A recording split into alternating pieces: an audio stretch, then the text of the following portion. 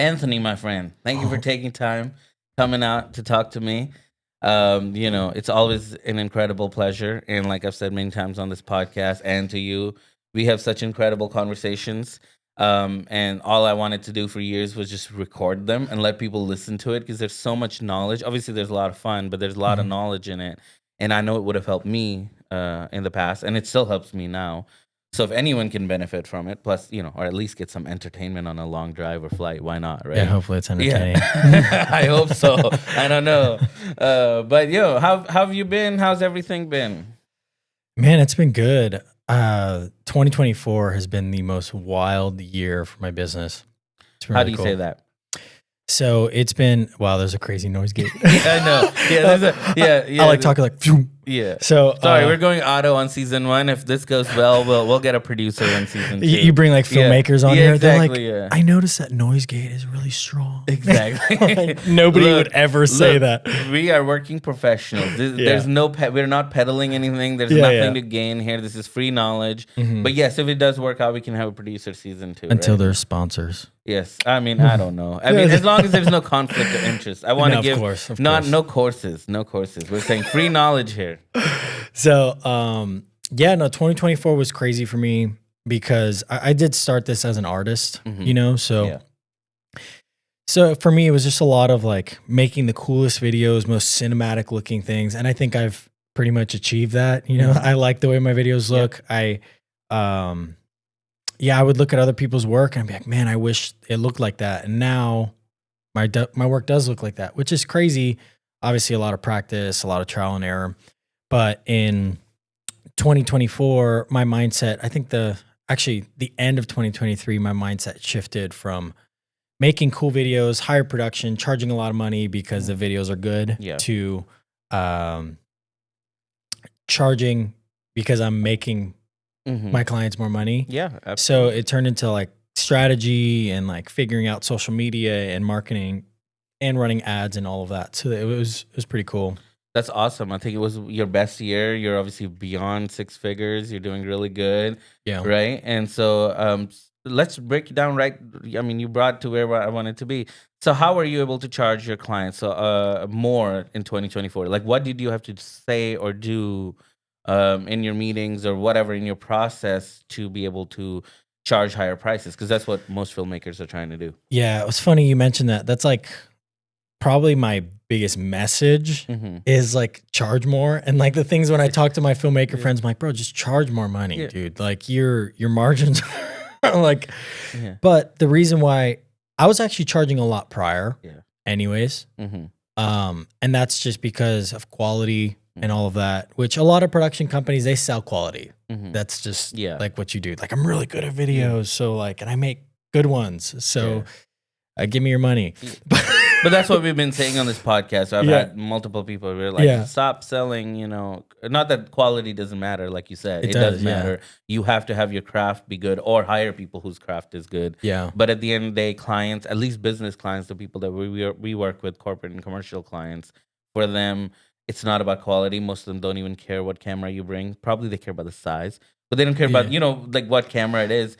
And it's the size. Size matters. And that's just because they've seen, TV crews with big cameras. Not that obviously small mirrorless cameras have come a long way. Yeah. But at the end of the day, they care about is ROI, their money, what they're gonna make out of it, right? And as soon as you figure that out and you stop selling good-looking videos, you should already be making good-looking videos. As soon as you start selling them better result, right? You can just start charging more, and they'll happily pay it. Because at the end of the day, they're just looking at an ROI factor. It doesn't matter what they pay as long as they get their money back. Yeah, well, for me, it was weird. I had this like turning point because I would see people whose videos were not as good, and I'm like, how on earth are they able to charge this much money? Like, how on earth are they able to do this? Probably, you think, getting ROI to their clients? Is that it? Oh, 100%. And their videos suck, but they're strategic and they have repeat clients. I'm like, how does that keep happening? Yeah. Like, how do they keep getting clients? Yeah. So for me, that was the shift. I started talking to my clients. Honestly, this was kind of crazy. So I had a mentor. I still have a mentor. He's still my mentor, but he tried shifting my mindset after one meeting. And then right after that meeting, I ended up closing a $30K deal. Look at that. Which I've never closed a $30K deal before, you know? So for me, it was like, whoa. And it was solely based off of, I need to know your number. I had just asked a ton of questions. So the client knew that I cared. I didn't fully know how to help them. But, well, I did. Well, that's part of the process, right? You're figuring it out. And I did know how to help them mostly because it's like what I do.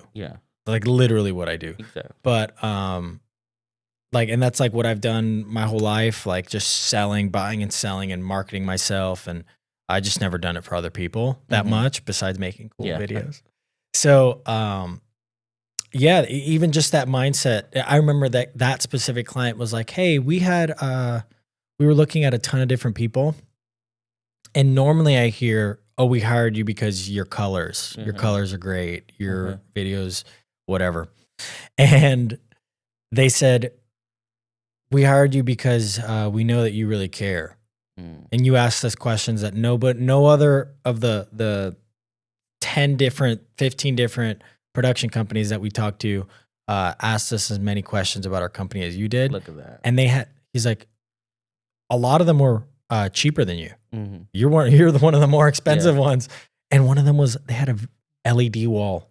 Look at that. Like they had a whole video wall. They were going to do this whole virtual production thing. And I'm like, well, it doesn't matter, does it? Right? At the end, you got the client and they chose you after vetting a bunch of other people. And I think you're saying it perfectly. Like what I would say is this, you cared. It's simple. I know sometimes, and obviously there's extensive business and analytics and strategies that we can go into, but at the core of it all, it's just be good. Care. Make good content. And I think people will get results. And if they get results, they'll come back and then they'll tell their friends and you'll get more and more money. And then the other thing I wanted to touch a little bit on, you brought a great point. You know, you look at other people's content, and I've said this before, you know, people can get envious, like, oh, their content's either is really good, I don't know if I can ever make it, or B, it's bad. Like, I know I can make 10x better. And you know, you get into that rut of then, but you're not actually out there getting clients.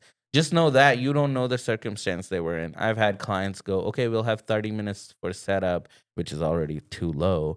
And then, you know, and then you show up, they're like, oh, the CEO is here and he's leaving in 5 minutes. So it's like, oh, so you don't have any time. You either get the content or you don't get the content. So you may not know the other side. And you look at the content and go, oh, that sucked. But you didn't know the circumstances the content was got in, right? So what I'm saying is, rather than worrying about other people's content, just make your content good. And if your content is actually better, you'll get more work.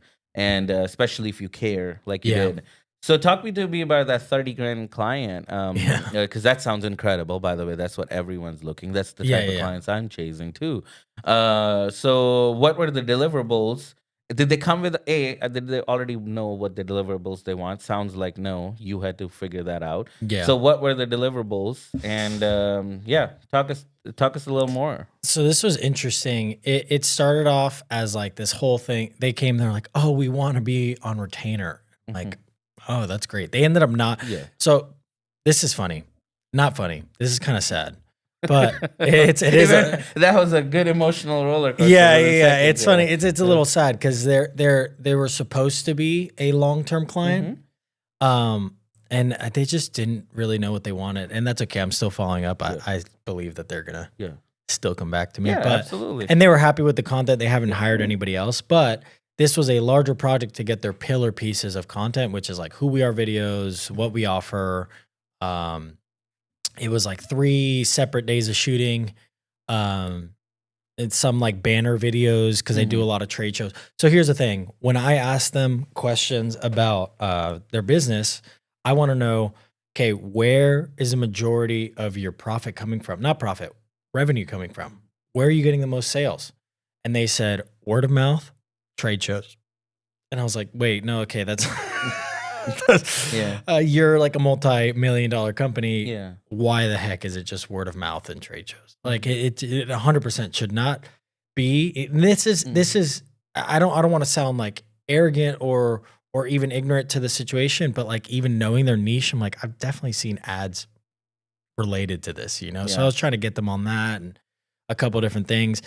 So what we ended up doing was building their social media more so that when they sell to schools, all these other different entities like doctors, all these places, and we built what we were gonna build their social media.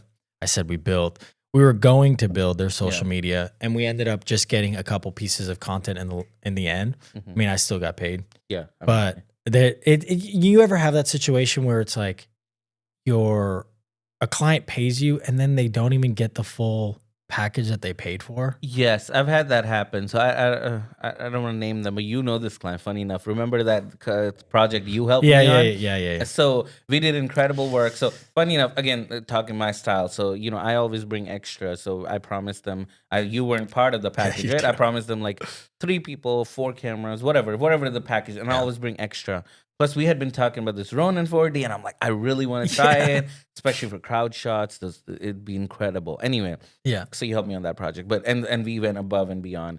The funny thing is, the project requirements were record a speech, right? A live speech, a live event speech. So we're just a video part. We have nothing to do with production aspect of it. Anyway, so I did that, and I made it happen. You were there. I think we killed it all. Funny enough, midway through or some point, the person who's speaking got their pocket out and like inside out from their suit jacket, and obviously we knew that. I noticed that at least, and maybe camera operators not, because we get so hyper focused on framing and color, all that. Anyway, but there's nothing we can do. There's 300-400 people watching. I'm not gonna interrupt a person who's in a zone getting speak, because that's far more important than what we're doing, as far as I know. But anyway, they once they got the video, they're like, "This is incredible." And obviously, I knew there's no way to hide it. Like we have to have wide shots. Yeah. Anyway, point is, and then funny enough, they didn't even notice it. And then 2 days later, whatever, some client was like, "Hey, what happened to your pocket?" That was it. And then they were like, "Oh, we can't use this piece of content anymore." Oh, and I was like, God. "Come on!" I mean, I get it. At the same time, you have a brand perception. But on the other side, it'll never be perfect, especially if it's live. Because if you want to be perfect, we can do it. We do it all the time in a studio setting where we can pause you, we can retake, we can do whatever. Well, I mean, thankfully, we're in the age of social media. Yeah. So imperfection is what it is. Yeah, exactly. But we can't do that. Point is, we filled the requirements. It just wasn't. It was an external factor that affected the end product. But yes, so it has happened where we all that effort, obviously we got paid, so I'm not complaining. But at the end of the day, them not being able to use the content kind of hurts as a creative person. I'm like, come on, we put a lot of effort into it, and they could have gotten huge business out of that, because that was the goal of the company. But yes, so that's kind of annoying, right, when that happens. Dude, we didn't even make the content. Oh, really? Yeah, they didn't even. Did you get any deliverables to them? Yes. So banner videos. So you got majority of the content? No, not even a majority. Bro. Majority. Okay. Dude. So what did you end up delivering for $30K? So it was banner videos, some tutorial setup videos, and then I ended up just giving them the raw footage because they asked for it. Okay. And here's the thing. Normally that's like a red flag for me, because I'm like, all right, they don't like the editing style. They're going to get someone else to edit and stuff. They never edited it. Yeah. Never did anything. I mean, and for the right price, I mean, depends. Sounds like in this one, it was the right price already. Definitely the right price. Yeah, so I was like, absolutely. You could have it. Yeah. I was like, you could take it all. Yeah. But no, that was an interesting client. But I mean, going back to the original question, that was what changed. I asked a lot of questions. I cared about my clients. It's not that I didn't care before. It's just that now I cared about the reason why they came to me. Yeah. Because it's like a relationship, at least that's how I see it. Absolutely. A lot of client relationships are kind of like a marriage, especially if they're long-term, where it's like, if my wife comes to me and she's like, "Hey, Anthony, I really want to be listened to. Like, can you hear me? I want to tell you about my day. Don't give me a solution." It's getting personal. No, it's true. It's like, yeah. Because she's like, I mean, I'm a man, so normally I'm like, okay, well, here's a solution. This is what we can do. This is how we can communicate better. But that's not what they're looking for, right? Yeah, I can fix this problem that you're coming with me with. And she's like, I just want to listen. But that's what a lot of videographers do. Yeah. It's like, we're the husband. There's no like gender, whatever the heck. But like, there's like, we're the husband that's saying, oh, well, I can give you this video and I can give you this video and I can like make it look really cool. And they're like, I just want to be listened to. I just want brand awareness. I just want this, or we don't have enough lead flow. We need lead generation. Yeah. So in your head, you're like, ads. Ads, you know, like all these like little things that you can be doing. Sometimes they don't, they tell you it's completely off. I've had clients, they go, we want a recap video. And you're like, okay, you know, and immediately, you know, I've done hundreds and hundreds of those. But then you start to dig, and this is why it's so important to ask questions, because if they just said that and you ran with it, they would have been very disappointed because they didn't know the lingo and they were just saying the word that they knew. You would have never gotten them back. Yeah. And so you ask, okay, awesome. Where are you going to share it? Right. You say, you know, great. So where are you going to share it? Who are you going to, what the platform so I can make it better. Right. I know the target audience and all that. And then you slowly find, oh, so, okay. So you're going to post here. What's the purpose of it? Oh, we want new clients. Well, recap videos and how you get new clients. The recap videos is just how you show how great you are. Not Anyway, so then you start to figure out, and they're like, oh, we want this. Oh, so what you're talking about is not a recap video. You're talking about like a mini documentary. We got that. Now I know what you mean. Yeah. And I wouldn't say that. Let me clarify. Okay, I wouldn't say, oh, you mean mini. No, I'll say, oh, I get what the video you're talking about. Okay, so here's what we're going to do. We're going to come, you know, record all this for 4 days, whatever, and we'll make a 15, 20-minute video. A recap video would never be more than, 90 seconds to 2 minutes. Yeah. But you know, I wouldn't have known that. And I'll generally stick with the lingo that they're comfortable with, because no point me trying to educate them on the lingo. I'm more interested in getting them the video that's going to help them. So I'm like, okay, so we're going to make a recap video that's going to be like more like a documentary. It's going to be about 20 minutes, and that's going to cover all these aspects. That sound right? They're like, yes, exactly. Let me even find a video that shows it's similar, so I know 100% is this the quality, because, you know, we can make this for 100,000, we can make this for 5,000, depending on, you know, how we're shooting, the level of equipment. And then once I gauge where they are, now I'm like, okay, now we're good. Now we're good. And then plus they appreciate it because they got the content at the end, what they wanted, and they're more bound to come back. And you and I are here, real production company owners. It's unrealistic to be able to find 10, 15 new clients every month. You're far better off keeping the clients you have and have them keep coming back. That's what I'm working on right now, bro. New clients, man. That's somewhere where I'm trying to shift more towards. I still have repeat clients, but they're not on retainer, and they would benefit from being a retainer. They'd probably pay me less. Yeah, exactly. Clients save money. They don't realize that. Yeah, but it's something that's crazy that you said, and one thing that I noticed with videographers that are able to charge a lot of money, and that separates them from the ones that are like, yeah, I'm charging whatever this much and that much. And they're like, I'm starving. I say starving videographers, and I don't mean that in a negative, condemning tone. I mean that in just, it's like, I don't have any work this month. No, starving artists is a real thing, especially in a town like this. We have like 3 colleges churning hundreds of people every year into the market, and they walk out, especially with like Full Sail, they walk out with an FX6, which is a good camera to work on. So yeah, they think, you know, and then they start. I've seen so many productions companies open up, at least in our area, and then they close because it's a common thread, because they learn how to make a video. Let's not even go deep if they do learn that. But the point is, at the end of the day, they don't know any business knowledge. They don't know what the clients are looking for. So they either end up in the music video market, which is horrendous for paying very low, and they want editing in the whole world, and then or they try to enter into indie movie world, which is way more disrespectful, even worse. and then they try, obviously, what we're doing, where there is money, they don't know any business things, so most businesses aren't going to take them seriously, or they end up at that 200-300 range where, you know, you can find work, but then you can't pay your bills, you can't cover your costs. I'll do whatever anyone pays me. Exactly. But the one thing that I've noticed that separates those videographers, which was me, that was me, being completely honest. So that me in the past to me now is, you're playing almost like a doctor. And here's what I mean by that. So you, as a videographer, you are asking questions. Hey, how do you feel? Like a doctor. Well, let me then, well, what about this? Oh, you have a pain here? Okay, well, I think that might be, you have no brand. You know, it's like, it's like you're diagnosing your patient. Exactly. And I obviously, we have to be careful with that, because we're not positioned as like financial advisors or business consultants or whatever the heck.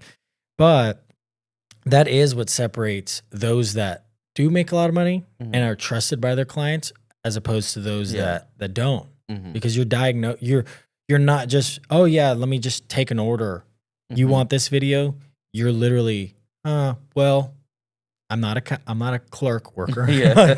Like, I help businesses make more money. So why is this? Why is that? How about this? Well, what about this?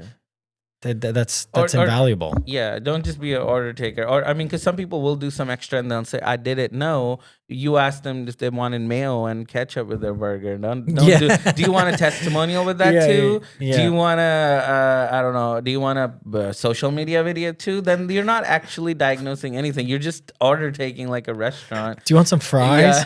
Yeah. When really you should be saying, "Hey, do you want a gym member? Like, do you want supplements?" Yeah. Do you want some vitamins? Like, and you're trying to give them more Shopify, fries. Here's my code. We're going deep into this metaphor, but anyway, but anyway, point is, I think there's it's just a mindset change. That's the truth. Absolutely. That's the bottom of it, and it's okay. The thing is, it's not to put anyone down. It is, especially like I said, when I started, I had moved away from Orlando. I was in the middle of nowhere, and there was barely like 1 to 2 production companies there, and they were those old school, no gatekeeping. I'm genuinely like, hey, I want to reach out. I want to learn more. I'm starting this massive production company because when I started, I was like, I'm going to be huge. Like bringing in friends and family and everyone into it.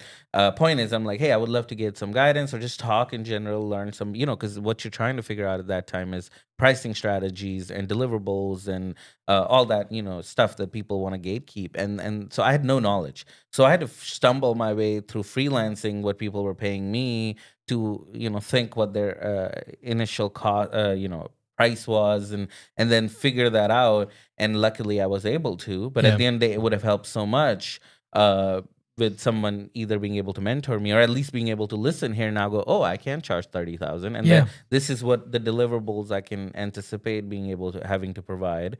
And it would help a lot. And so I get it, not having the enough knowledge, but at the same time, you have to change the mindset first. Yeah. All the knowledge can be gained. There's enough people willing to share who are actually in the industry and not people who are trying to, make a course who have never run a video production Please company. Don't do that. Yeah. Please. There's so many of them Please now. Verify who you're learning from. Yeah. Make sure they actually have a production company. You will become who you listen to 100%. Exactly. 100% of the time. Because my whole thing is, and there's nothing wrong with a production company owner also trying to teach you, but very few production company owners have even time to make courses because that becomes another business. You have to now market it and promote it and all that. Now you're taking time away from production. At the end of the day, if you're learning from someone, you want the latest and the greatest knowledge on how to run this video business. The field that we're in. So something that's like I was thinking about when you were talking about that was, as a production company owner, like I don't just do this year.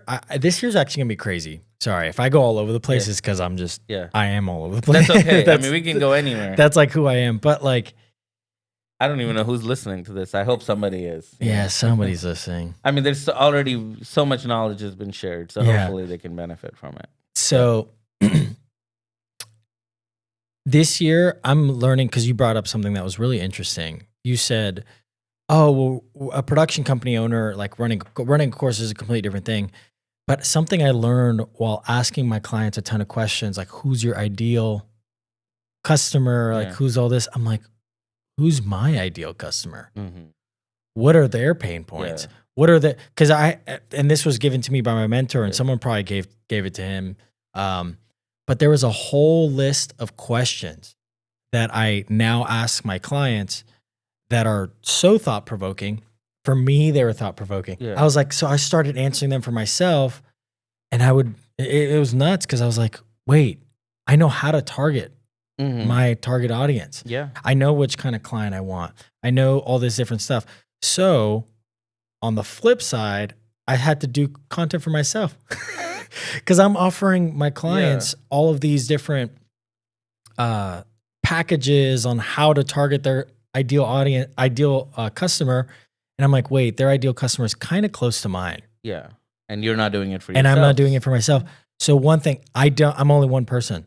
So I only have enough time to do a couple things. And I'm not even that competent. So you're being humble. So I don't even, but I do get overwhelmed like pretty easily. Like on a real level, like even if someone's hearing this, you know, and like it's like, oh, he's making over 6 figures and whatever the heck, and which isn't a ton of money as a video professional. I think you can make a lot. But I was just I'm not the most I'm pretty scatterbrained, like I'm not super organized, like all that stuff. I'm now hiring somebody to edit all of my content, everything, so I can post it. But here's the thing. It's and thank you. Like, yes, it does have some level of intelligence, but all I'm doing is exactly what I'm doing for my clients. Like I'm taking all the stuff, all the BTS, all that stuff, and because I don't edit everything that my clients give me. I have an editor that I've trained, and I finish it, but my editor is now just editing my content. Yeah. I mean, hey, that is very smart. Take credit, because the best thing I ever did is, guess what? Yeah, same thing. I started video company, right? And again, to be real, people were so cynical. You know, I'm in the middle of nowhere. And then first week when I closed 30, 40 and business, 3 days, not even week. That is so not normal for anybody listening. That is not.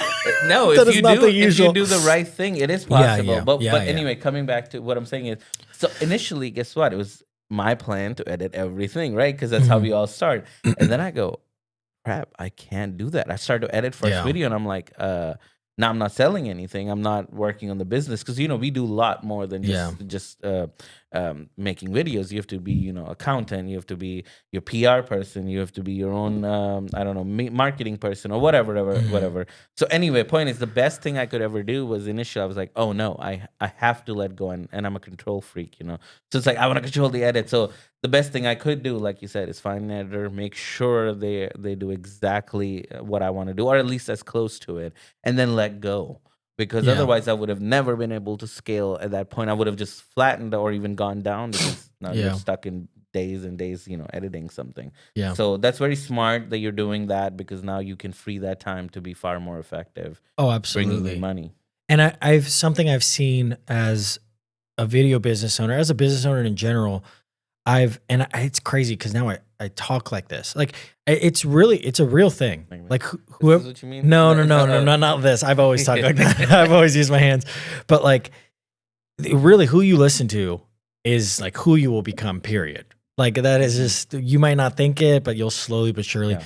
So I do listen to business owners and entrepreneurs like Alex Hormozy and different people in that genre and stuff. And they talk about their time and how much your hour is worth and how valuable your time is. So I've noticed how much more I can do in 4 hours of building my business, which sometimes seems like monotonous. It seems like stupid work, honestly. Like at the end of the day, for a couple times when I was doing this out of discipline, I was like, I didn't do anything today. Yeah. In like 4 hours of building my business, I'm like setting up couple systems and like different things like that. I'm like, this is the dumbest thing. Like I could have finished a whole project, and like, but I've seen it's almost like working out or eating healthy. Eating healthy is probably a better analogy, because working out, you see a pump, but like eating healthy, you don't initially like you feel after a week. Yeah. You initially don't. You feel it after a week, but immediately after eating, like while you're eating junk food, you feel it's so much more enjoyable. Yeah. But over the course of time, you get so much more results out of eating healthy. And that's what building my business was. So I've seen the value of my hour increase way more actually building my business, setting up systems, doing a couple different things that seem really annoying. I'm not, like I said, I'm not an organized person. I'm not super attention to detail in that way. I'm more so attention to detail creatively. So when I figured that was more important, I was like, all right, let me delegate this. Yeah. Let me delegate this. Let me spend 2 hours teaching my editor how to do this specific thing, so I'll never have to do it again. Exactly. No, that's smart. Yeah. And once you get, obviously, if you're struggling to pay your bills, obviously focus on that, getting the clients. But once you're there, absolutely, we don't value that immediately. Yeah. And I get it, because sometimes I'm like, I want to go get out more clients, or I want to make more videos. But if you look back, the best time spent was always anytime automating or streamlining a process in the business, because now you don't have to do that again. Like, for example, I'll give one, is for me, proposals. Initially, I would spend so much time creating a proposal, and I had those fancy, and again, nothing wrong with them. You do impress the Yeah. Yeah. client, Yeah. making fancy proposals. But then I was like, if they're repeat clients, why am I spending this much time? So I built templates. I had literally Yeah. have, and then now all I do is, if I have a template, and again, at this point, I've done majority of the things. So I just literally go copy paste, or sometimes I even have them fully created, like packages, right? Yeah. And it saved me so much time. But when I was doing it, I was like, this is so tedious. This is so boring. Why am I wasting my time? But at the end, now that I've used it, because I've had the same proposal software at this point for 3 to 4 years, it saved me so much time. Yeah. So anyway, so working on your business is actually very essential, but then it gives you more time in the future. And to do stuff, like, at the end of the day, I'm not trying to work more. Yeah, plus you've got a kid and a Yeah, wife, I'm not personal trying life. to, honestly, I'm not trying to, I do hustle, and I guess my brain's always working. My wife tells me, like, oh, you work so much. I tell my wife, I'm like, oh man, I'm so lazy. And she's like, lazy? Are you crazy? What's wrong with you? Like, you're always working. You're always thinking about your work. But at the end of the day, I'm trying to free up my time. Yeah. Like, my time with I don't want to get emotional on this podcast. Every time I talk about my son, like, it's like, I don't even want to say I've built a business. I'm still building it, because it's like, I may seem like I have a lot of stuff together, but I don't really have like Okay. None of us have it all yeah, together. I'm figuring a lot of these things out, and I'm completely okay with it. But I've built this business, and I didn't build it so I can work in it. I built it so I can have time to, like, go out. Sorry. I had to, like, go out with my son and, like, do whatever, my wife, and go to the beach on a Tuesday, and, like, all these different things, and where I can I want to be able to turn off my phone. Right now, I can't turn off my phone, because if I miss a call from a client, I'm, like, screwed, or, like, whatever, if a closing call, and I want to be able to do those stuff where I have people on the back end, like, working it. Yeah. I want to be replaceable, Exactly. So for me, obviously that is a couple years down the line, but that's my goal. That's something that really helped me. I mean, actually, I do want to make a whole video on this, but, like, knowing my why as a business owner was huge. Yeah. Huge. And that's a huge motivation factor. Believe it or not, that it was very similar motivations for why I started it, because I had a kid, right? I had one kid at that time, and I'm seeing her growing up, and I'm like, you're telling me I have to be miserable? I'm going to get up in the morning. And money was good, the job I had, and I was doing video on the side. So you're telling me I have to go get up in the morning, go to this stupid job, go be miserable, come home at night. I'm so exhausted, and all my daughter wants to do is play with me, and I'm just like, let daddy go to sleep. And then sure, you're like, oh, you have the weekend, but now I'm like, I want to pursue my passion and go film stuff. And it's like, so I didn't want to make that choice. I didn't want to make that choice with family, and between family and fun, and or whatever makes me happy. And then the other thing was, what ends up happening is, lost my train of thought, but no, anyway, so, and then I was like, I don't want to be miserable doing this, and then I want to do what I enjoy, but on top of that, I don't want my daughter to grow up and be like, my dad wasn't around, and and I know some kids respect it, obviously, like my dad was working all the time, he had a business, so I'm like, oh, he's working, but I was like, anytime you want to take a vacation, like you said, you have to now go to your boss. Like, can I get PTO? I still remember being like, hey, I need to take some time. And they go, no, you're very necessary. And you know what I mean? Like, you can't. And I'm you're like, essential. Yeah. And I'm like, I can't go to, to any, I can't be spontaneous. That's my style. Yeah. And what I love, like now I can just hop out to Disney World. Let's just go to Magic Kingdom. Let's do whatever, right? We couldn't do that. So anyway, the freedom that we have with what we do, we make our own schedules, man. That was game changing. And that's why, to be real, sure, I worked miserable hours and I worked my ass off. I work harder now. I work way longer hours now as a business owner, but it doesn't feel like it. Because guess what? And that's why I've had this happen where buddies are like, they need help on a project. Like, can you be a DP or whatever? Like, they're like, can you manage this? I'm like, yes, as long as your project sounds fun. I make my own schedule. I can absolutely clear 3 days for you.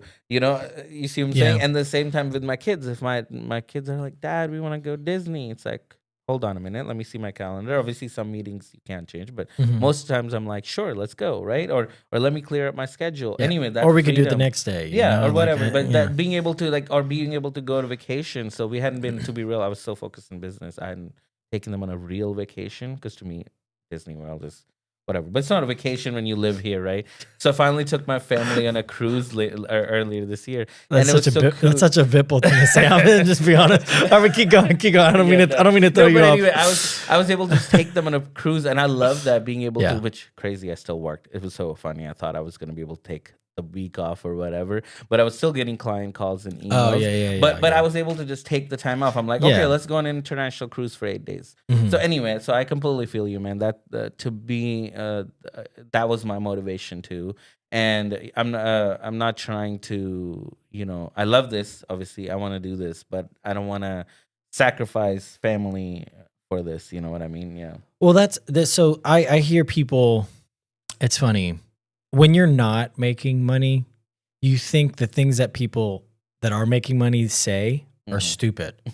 Does that make sense? Like, and that was like the most podcast thing to say, honestly. Exactly. that was the most podcast thing to say. But it's true. Like I used to hear people that like make a lot of money. I used to hear that they would say about time and reading books and all that stuff and know your why and like have goals and like whatever. And I would hear that, I'm like, you're a tool. Yeah. But here I am making like 40K a year, 50K a year. Because I didn't get it. And the people that are there, they know what it takes to get there. I think it's very, very, very important for videographers to know their why, because then they'll at least have direction on what to do to get there. And then at that point, it's actually your fault if you don't get there. Like it's either negligence or whatever, but a lot of times, and I'm speaking from experience, a lot of times videographers don't do anything because they either don't know how to do it or they don't even know what they need to learn to do. Yeah, and a lot of these courses are just telling them one strategy. And even if that works, there's just so many different ways. Just on this few episodes that I've done, we've learned so many different ways of being able to you market yourself. Yeah. So from all the way to boots on the ground, shaking hands, to, coffees, to automating your ads, there is not just one strategy. And you said it perfectly. You have to first know what to do. Second, I think you have to have the desire to want to do it. Yeah. It takes this, because a lot of people tell me, and it's a common thread, New Year's resolution, people go, I'll do this, and people don't do it. The truth is, there's never the right time, right? Something is always going wrong, either in your life or the world. So don't wait for the perfect moment. Don't say, in 3 months, in 6 months, this will be better, or what I can start. If you're ready, start. Now, that doesn't mean quit your job completely and, if your bills to pay. But there's nothing stops you today from registering your LLC or whatever, however you want to legal structure your business and starting that, You want a crazy, like, vulnerable thing? Yeah. So I just started my LLC like 3 days ago. So were you sole proprietor before I was a sole proprietor. Funny enough, I did that. So, and again, there's the opposite. 4 years. Yeah. No, 3 years. 3 years. No, 4 years running a business. So here's my side. Yeah. I did this, not for 4 years. Bro, it's crazy, bro. But here's the other side. There's nothing wrong with, again, not doing an LLC, the opposite side of this. Because I had done many, as you can't tell, I'm an entrepreneur. So I was always doing businesses. And then I learned my lesson because, obviously some worked, some didn't work.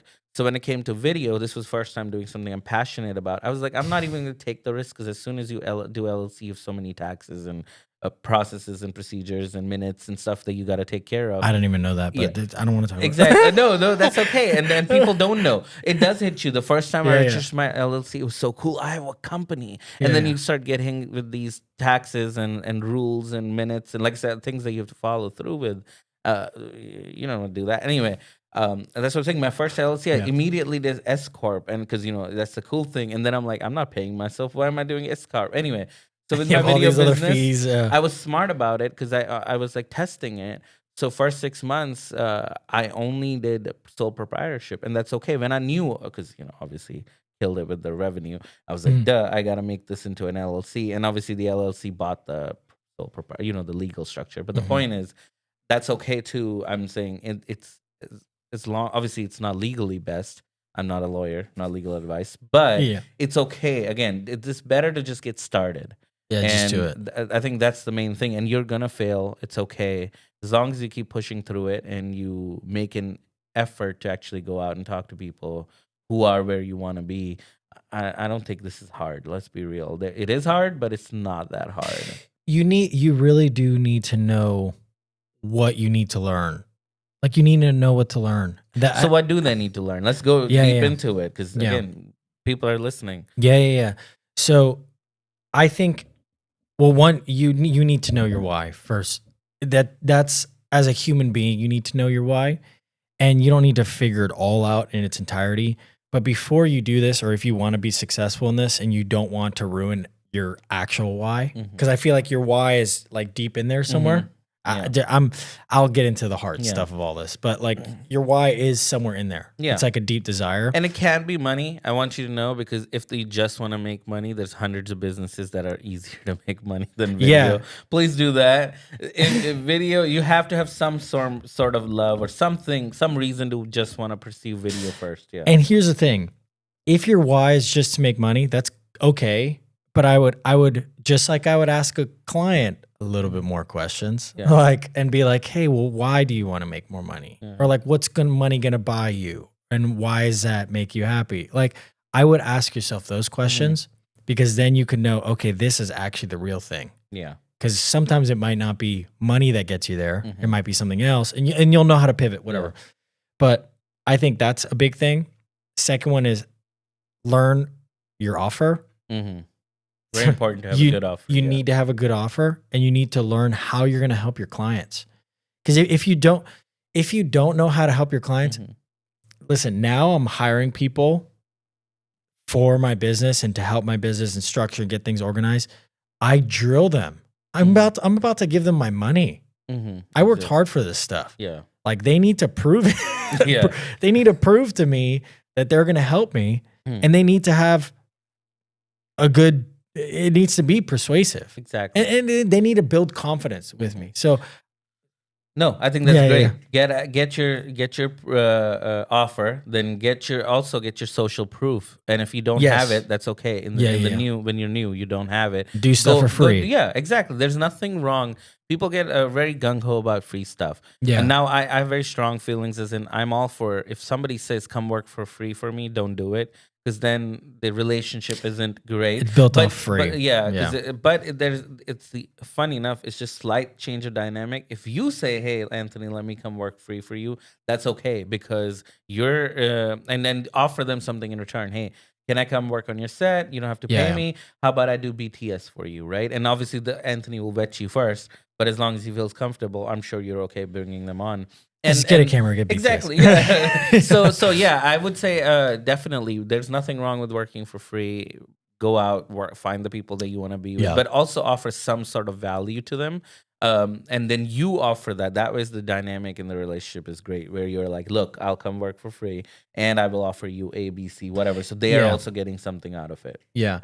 And okay, so because that's actually, I love that second question right before this one that you asked. Like, okay, well, what are things that you need to learn? I think I could list them out maybe in like 4. Okay. So if you're a videographer and you need to, it's like, oh, well, I don't even know what to learn. It's overwhelming. Like, one, it's definitely not the next camera or next lens, but like, know your why, like why you're trying to build a business. Know how you're going to help your client, which means know your offer. Get good at sales. Period. Just go courses, get on sales calls, like just get good at sales, whatever you have to do. You will thank You won't thank me because you're probably not watching this podcast. But just get good at sales. Do whatever you can to get good at sales. And the last one is obviously perfect your craft. But I think that's the last one. Exactly, because here's a different way. I'll tell. Rich, obviously, if you generally people get into this field, love video, and they want to perfect their craft. Yeah. But you are better off learning sales than perfecting your craft, because here's a one way you can make good money today, right? As long as you go out, follow these strategies that Anthony's giving you, and go find a client. And obviously, you have to be confident because they can see through you. But if you're genuine about it, because you genuinely have a plan, if you go there, you sell them a solution to their problem, guess what you can do? You can find the right video person in your town, in your community, and hire them to actually provide the solution. And you make money today. Because guess what? Crazy. Whatever they charge, you charge your 20, 40%, whatever your profit range is on top of that, and you make money today. And obviously, if you love video, and if you don't, there you go. There's a business. But if you do, now you can pay attention and you can learn what they're doing, how they're doing, all of that on the spot. Those are business and life skills. Those are things that you'll take forever. It's like communication and sales. Like if you have those two things, and then you know your why, you know what your offer is, and then you perfect your craft. Like what you're saying, I didn't think that way. But what you're saying is like I just started thinking about that like that probably 2-3 months ago, where I could just hire someone. Yeah, I make most of my money. No, not most. A decent amount of money. And here's the reason. Okay, I want to answer that because a lot of people then go, oh, then why wouldn't they just hire that person or that person? Yeah. And that's that low level, right? That you're not thinking like the business owner. They're not hiring me because they like, I don't know, my camera operation better than the other people they vetted. They're hiring me because somebody told them, usually, at least for me, that Vipple or Bindra Productions made us money, right? Their videos represented my brand better, or whatever, ABC, or they helped my recruitment, or whatever they were looking for. But they come as a warm lead. So they want to work with me for reliability. When clients hire me, they know we're going to show up. Rain, tornado, whatever. Then they know the footage is going to be captured. Nobody's going to accidentally delete it. They know it's going to be backed up. They know the video is going to look like I promised them what it's going to look like, despite the challenges on set, which will happen. You know, are people calling in? There's going to be enough cameras that I promised they're going to have. I hope that makes sense. It's the reliability. Yeah. So don't get into that mindset. But a lot of times I'm the producer, right? And if they come to me and they have a budget, and I'm like, well, I don't have a budget for me to fly in, or I have a bigger project that I need to be at. So guess what I'll do? I'll find another owner operator or a buddy of mine and be like, look, this is what the requirements are. But obviously you don't have to be this much. I'm more pre-production. So I'll even tell them I want this settings, this frame rate, this. And then you just go capture it, and they're happy because now you're helping the economy and the other creator community. But then on the other side, I'm obviously taking a cut because I did work on it, and I'm offering my reliability. Because guess what? If this person doesn't show up, it's not their head on the table, it's mine. And that is why clients would work. So get off that thought process that clients will directly work with them or whatever. That's the low level, I think, mindset where you're like so afraid to lose clients. No, and plus most of my friends, I'm happy to do it. I've done it for Adam. Yeah. I'm happy to put on other person's shirts and go, why wouldn't I, man? I want to help my friends grow. So most people are okay put on your and it's brand. Extra. Yeah. I mean, at the end of the day, it is extra money without the headache of client. Exactly. You've just done it for me. You've helped me out. So everyone will do it. That's I mean, not everyone, but most people will, because plus it's a collaborative industry anyway. You help me, I help you, right? Yeah. And we all grow together. Yeah. So anyway, we need to just again, coming back to what we started with, get out of that mindset. We have to change that and think like a business owner, and not think like that scarcity mindset that, if I lose this, I'm not going to have any. There's enough work for everyone. There's so much work. Yeah. So what were the 4 things? Let's quickly go over them. So know the why. Yeah. So if you're a videographer and you want to start, or if you need to know what to learn to build your business, I would say know your why. The core of your being, know your why while you're doing this. Know your offer, meaning how you're going to help your clients. That means learn what your clients need, and build an offer. Get good at sales, whatever courses, whatever the heck, get good at sales, practice. You find someone that's good and convincing, tell them to teach you. There you go. Or tell them, or try and sell to them and say, hey, can you tell me how much I suck at sales? They'll tell you. And communication. And then I think the fourth thing at the end is perfect your craft. You know, that's something you could do along the line throughout the entire thing. Biggest thing, most filmmakers are camera nerds. People, you know, how much I love cameras. Lighting and sound makes a better video than any camera nowadays. Most cameras are good enough, unless you're at that high level. But even then, it's given what 100%. Camera you're using.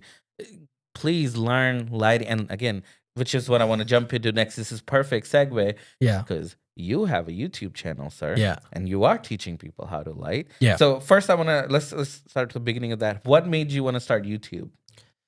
I love YouTube. Okay. You're like me. I love YouTube. I love watching YouTubers talk about stuff.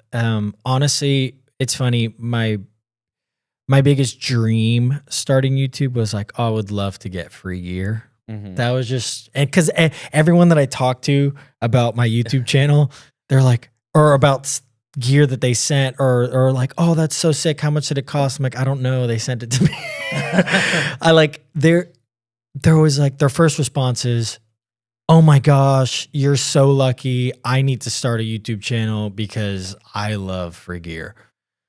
Holy smokes. There's nothing wrong with free gear, dude. I bought every single thing I have with my own money, and I'm over $500,000 into it. So please, free gear would be nice. But go ahead. I don't know if you can get $500,000, but I love free gear. Super excited. But I'm so glad I surpassed that dream because I would not be doing it. I would not be doing YouTube now. And even times I want to quit if I was still thinking about free gear because it's so much work and so many people want to send you gear. A lot of times you don't need the crap that they're trying to offer to send you. So why I started YouTube was for that. Why I'm doing YouTube now is I've noticed it build my brand. I've noticed it make me more money. And it's what I would do for my clients. People listen to me, like they watch the behind the scenes videos, they watch all these different things, and they're getting value from it, and they're immediately trusting me before they even get on the phone with me. Yeah. So then by the time I get on the phone, even though they're a cold lead, no one referred them. They're a warm lead. Yeah, because they already feel like they know, like, they trust you. Video works. They know me. Yeah, and which the parasocial relationship that they build with you, right? Anyway, which I know subscribers is an arbitrary number, but it does make you look like an authority. How many subscribers do you have on there? Yeah, so we're close to 8,000 right now. Look at that, 8,000 people. And by we, I mean me. I don't know why I said we're. It's like I have this whole team. It's literally just me. But hey, you're doing great. You're giving people advice, and what I love about you is that you're not peddling, the same nonsense I find on YouTube, because there's a lot of good content, but you have to pass through a lot of nonsense. You're, like you said, you're actually testing, you're practicing your craft, and now you're just sharing what you learned. Obviously, you get some good free stuff out of it. Why not, right? Yeah, I get paid for it too. Yeah. Like there's sometimes you have sponsors too, right? There's sponsors. Honestly, I wouldn't be able to invest as much time. Like I would hear this phrase that YouTubers say a lot. They're like, oh, well, use the links down below. Like it really supports this channel and helps it going so that we could keep making videos. I'm like, yeah. Now I get it. Now I'm like, okay, well, yeah, actually it does, because I'm not going to invest 15 hours for nothing. Yeah. And when I say nothing, I mean like no immediate return, because that 15 out, now that I think about my hour, even more so than before, like my hour is no longer 200, 250. Yeah. It is no longer worth 200, 250. Like when I'm just a DP or I'm just a camera operator. I would never charge that for a camera operator, but like I said, that'd be very high. It's like just like as a DP or something or director, whatever the heck it is. It's no longer that. It's much more because I could be using that to build my business or spend time with my family. Yeah, exactly. That's priceless. So, yeah, I do see I do have sponsors. I do have ways of generating income from YouTube, and I don't know. It makes sense. Sometimes I want to quit, bro. I'm gonna be honest, because it's a lot. Does it make you money? Is it good money or no? Or is it just paying for itself? Well, last year, no money really goes into it besides time, which time is money. Time but is the biggest. You can't get it back. But last year, I think I made 24,000 from YouTube. I mean, that's still some plus gear, right? Are you counting? Yeah. gear Oh in my it? gosh, I did not count gear. Because I showed up. Okay, so this happened. Not even a couple weeks ago. I needed to buy something from you, like a Rode transmitter, whatever. Yeah. Either way. And you're like, hey, look at this light. And I'm genuinely considering infinite mat. So it was very similar to what I was thinking about anyway. Yeah. And you're like, it's a 4x4 inflatable from Godox. And I'm like, that sounds really great. Yeah. You know, anyway, point is, and then I'm looking up. I'm like, oh, that made interesting. And that's like $5,000. And you're like, yeah, they just sent it to me. Or $4,000, whatever. But I'm like, that's incredible. And again, there's more to it. Obviously, you're putting your time and energy. It's not technically free gear. Yeah. But what I'm trying to get to is that's still incredible for somebody who has to buy every tiny thing with their own money. That was one of the largest items that I've received. I just want to say it's not usually. It's funny. It's funny that company. I'm not going to say who was, but that company, they initially reached out to me offering me these tiny lights, like 60-watt lights. Yeah. And I was like, no. Like they wanted a dedicated video. Yeah. We want a whole dedicated video, which for me, that means a lot more time and it means more exposure to my audience. So if I'm like each video that I put out, I want it to like bring value to my audience. So if I'm just making videos about every stupid little piece of gear, like whatever Chinese company reaches out to me, then I'm like, my audience is going to know this is crap, you know? Or so every time I put out a video that might not bring value, it's a risk for me. Exactly. You don't want to alienate your audience that you built, worked so hard to build. So all these yeses that I had to say, they were trying to send me a 60-watt light. And I was like, no. They were like, oh, well, we have this other light. It's like, is there anything on the website that interests you? And I noticed that they just came out with this light. Man, that's a lot of money. It's like $3,500 and tax and all that crap. It's a lot. It's going to be a lot of money for them. And they like sent me a couple other attachments. And then they said, yeah, they're like, oh yeah, we actually needed. Because I didn't know about it. No. And I like to very much keep up with most of the gear that comes out. Nobody knows about the site. So when you did, I was like, oh, that's incredible. Because, I would call it very close to an Infinimat, at least competitor in that 4x4 range.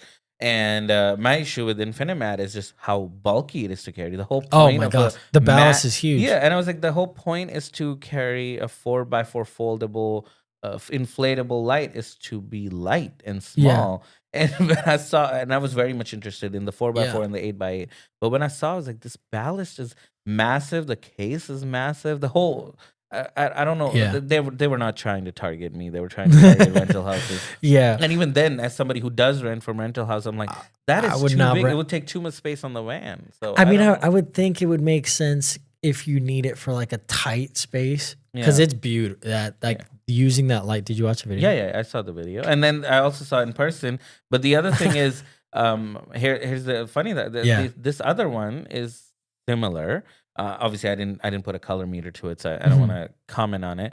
But your video looked great. But also, it's so much smaller, like compact. And I thought it was huge. Yeah, I thought it was huge. But then when you start comparing it to other things, you actually had space in the case. So I'm like, oh, you could throw a couple more lights. And here's your lighting kit. Yeah. And one case, you now have a 4x4 key light. Dude, that's incredible. That you can bring. You could just roll into your Tesla or whatever and just go to a shoot. Like that's incredible. I have to bring a freaking van to be able to bring 4x4s. Yeah. No, I mean it's cool. So YouTube has been like obviously beneficial. I've been trying to shape my voice on YouTube. I don't think how do I say this? Like for me, I'm like a little brash in general. Like my person. Really? I'm a little I wouldn't say abrasive, but I'm like I do like telling it how it is because I like being told how it is, you know? And I like real people. That's why we clicked immediately. Bro.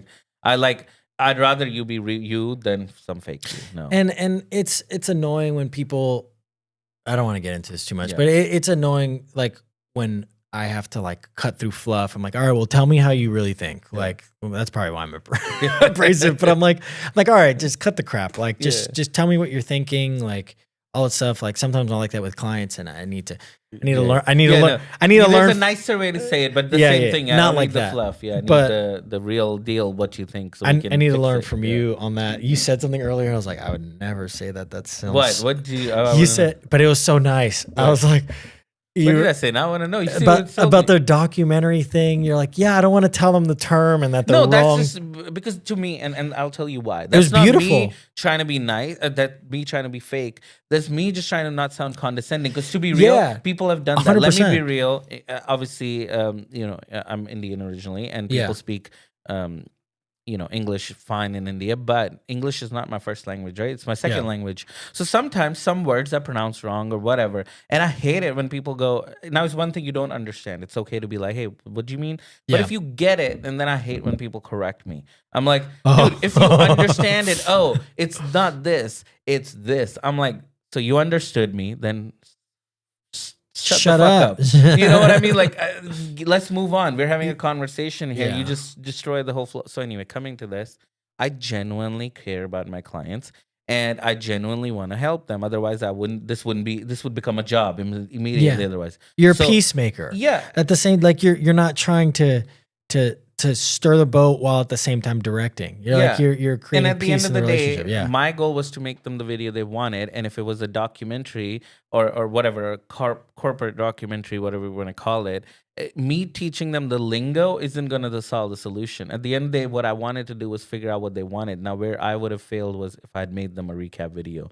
And as soon as I figured it out, I could approach it two ways, right? I could either go into a whole spiel on what the correct term is. And I think no matter how deeply good place I come from, it's going to always sound condescending to them because they don't give a crap what I'm making. They just want what they want. It's like, you go to an Apple store and they give you, hey, here's the laptop, right? You're like, I want the 15-inch M1, whatever. They're like, here you go. Imagine they went on a 20-minute spiel on, no, sir, it's an M1 Max and it's a Retina display, whatever. And you would be like, stop condescending me. Just give me the fucking laptop. Anyway, so that wasn't me being nice, but I do see what you mean. Yeah. I need to learn. Yeah. Like, I need to learn from that, man. And like, because sometimes I'm like, yeah, it's just a little abrasive. And like, I do need to be nicer. Because like sometimes I'm just like, no. And I've said it. Yeah. Like I've had clients. Yeah. Excuse me. I've had clients that like have asked for this. It's like, oh well, I want this, and that, and we could do this, right? And they've already paid me for something. I'm like, no. Oh really? Yeah, I'm just like, no, we can't. Like, here's why. But were they being unreasonable? Yeah. Oh, yeah, I mean, absolutely. then I get it. See, Yeah, see, that's not to me rude. That's you But being. I want to be nicer though. I want to be like. How would you say it nicely though? Oh, if like a client's asking for well, I don't know. Okay, I'm not here's how nice. I would say it. I'm There just you go. kidding. I'll say it and tell me if that's too extra nice. I would say that's outside of the scope of the work we discussed. Yeah. But I'm happy to, see how we can amend the scope of work. Yeah. There you go. That's all I would say. It's kind of like being political. You got to be. Oh my goodness! Don't call me political. No, I don't think I'm at all. No, political. well, that's what politicians do. That's what politicians do. They get a question. They get something that's like a little whatever. Reporters trying to knock them off, and they're like, "Look." They say what they're trying to say, but they make a big bush around it, and then they like. Oh my goodness! I feel a little attacked, but it's okay. It's okay. That's what I do. I do that with my clients. Sometimes I'm getting better at it. Yeah. I don't want to paint the picture that I'm terrible at it, but like sometimes I have to say they ask for certain things, and I'm trying to keep them happy. So I'm like, hey, look, well, and then I'm like lightly telling them they're wrong and they're not going to get what they want. Yeah, but in the nicest.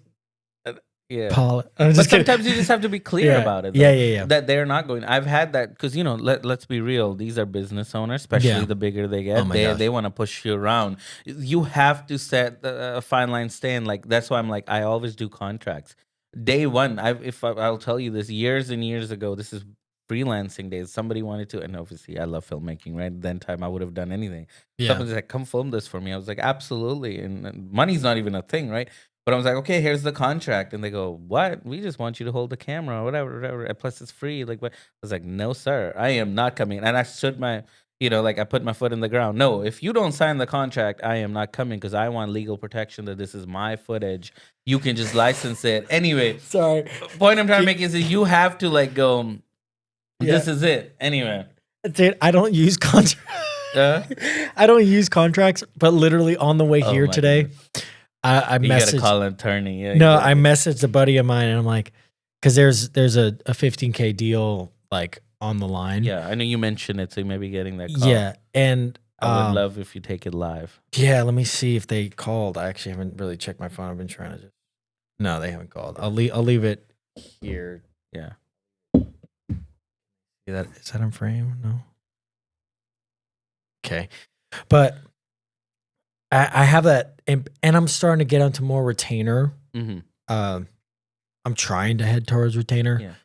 And I don't have a contract, and that's impossible. That's the that is the dumbest thing you could possibly do. So I don't want to be the dumbest person. So I messaged my person on the way here. I messaged my friend. I was like, "Hey, bro, can you send me that contract?" Which I'm probably going to talk to you about contracts. Yeah, like I'm probably going to get some of those, but like I don't have a contract, and these are the systems getting in place right now of like how to pay on retainer, how to do all these different things, getting automated.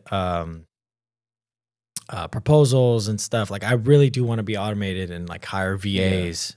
I definitely think you should have a couple VAs. Yeah. People. No, I'm telling you. No, I have looked into workshop. I actually have an assistant now. So I have Tiffany. So yeah, now I have a real assistant. Oh, no. She's a real life one. You're a real person, not a. But no, I mean, yes, no, I definitely that was necessary. But coming back to it. Yeah, I wanted to talk about, no, clients will push you around. Let's be real. I don't want it to sound like, yes, clients, the more they pay, they do get, I find easier to work with because they let the expert be the expert. Yeah. But on the other side, they will push you around. I've had people actually, and this is why contracts are necessary, because I've had clients sign contracts and then pay, let's say I'll give them the option, hey, pay 50% or whatever, and then not pay the other 50%. And then when you go ask for it, they'll make up their own rules. They're like, no, we were supposed to pay per event. Like we'll pay, like they'll make a yearly contract or whatever. I've had this happen recently where they were like, oh, we pay before every event. And I'm like, here's the contract. There you go. This is what you signed. It clearly says payment now and then immediate due on, this. If you're not paying, technically the contract's not valid, right? Yeah. You're not going to make anything. I mean, that's just what it is. I mean, at the end of the day, obviously I could take them to small claims and all that, but that's not worth it for me. But because we haven't done any work towards those events, I'm not losing anything. Point I'm trying to make is that's why I always collect payment up front. And B, I don't want to even deal with the payment issues, which I want to get to because I know you've been talking about a payment issue. But anyway, we'll get there in a second. I have a spicy story. Yeah, I want to know the spicy story. But same thing, having heard stories, and this is not just you, but from a bunch of people. And like I said, that's how I learn. Seeing this happened to someone or whatever. I don't want that to happen to me. So it used to do 50% up front and then 50% at delivery. Then I changed that. Now it's just either all 100 up front. And funny enough, the bigger the contract, the easier I find the people pay. Yeah, and then 50% at the time, no, before to the shoot. Otherwise, we don't even show up for shoot because I want to be able to cover my costs. I'm not floating money, out of my pocket for all my contractors and my editors and stuff like that.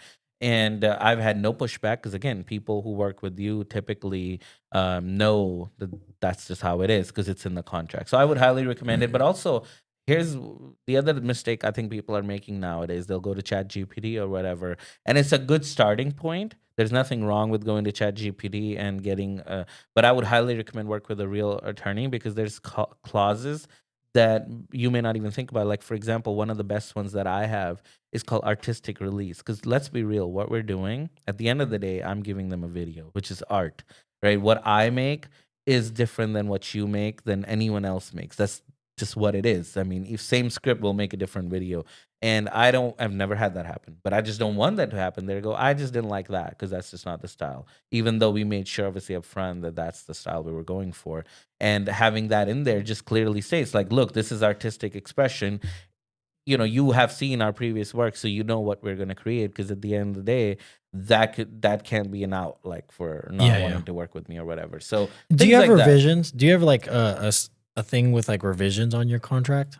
What? Like How many how revisions? many Oh, I revisions? only offer one revision, but obviously there's clients like government clients, especially that want, because with them signing a contract, such a process. They're like, just give us 3 revisions. That's fine. We'll just add the cost. I just don't like. So initially, I used to do more revisions, and I find most people do 2, 3 revisions.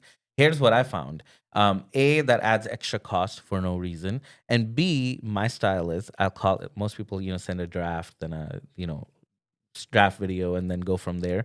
My thing is, when I call it a draft, it's already fully done. I don't send a video until it's like I'm ready. I'm okay if they publish it on the internet, and then I'll send it. But I'll say, this is my draft, and then and now you have one revision, and you can do whatever changes to it, and that's my standard format.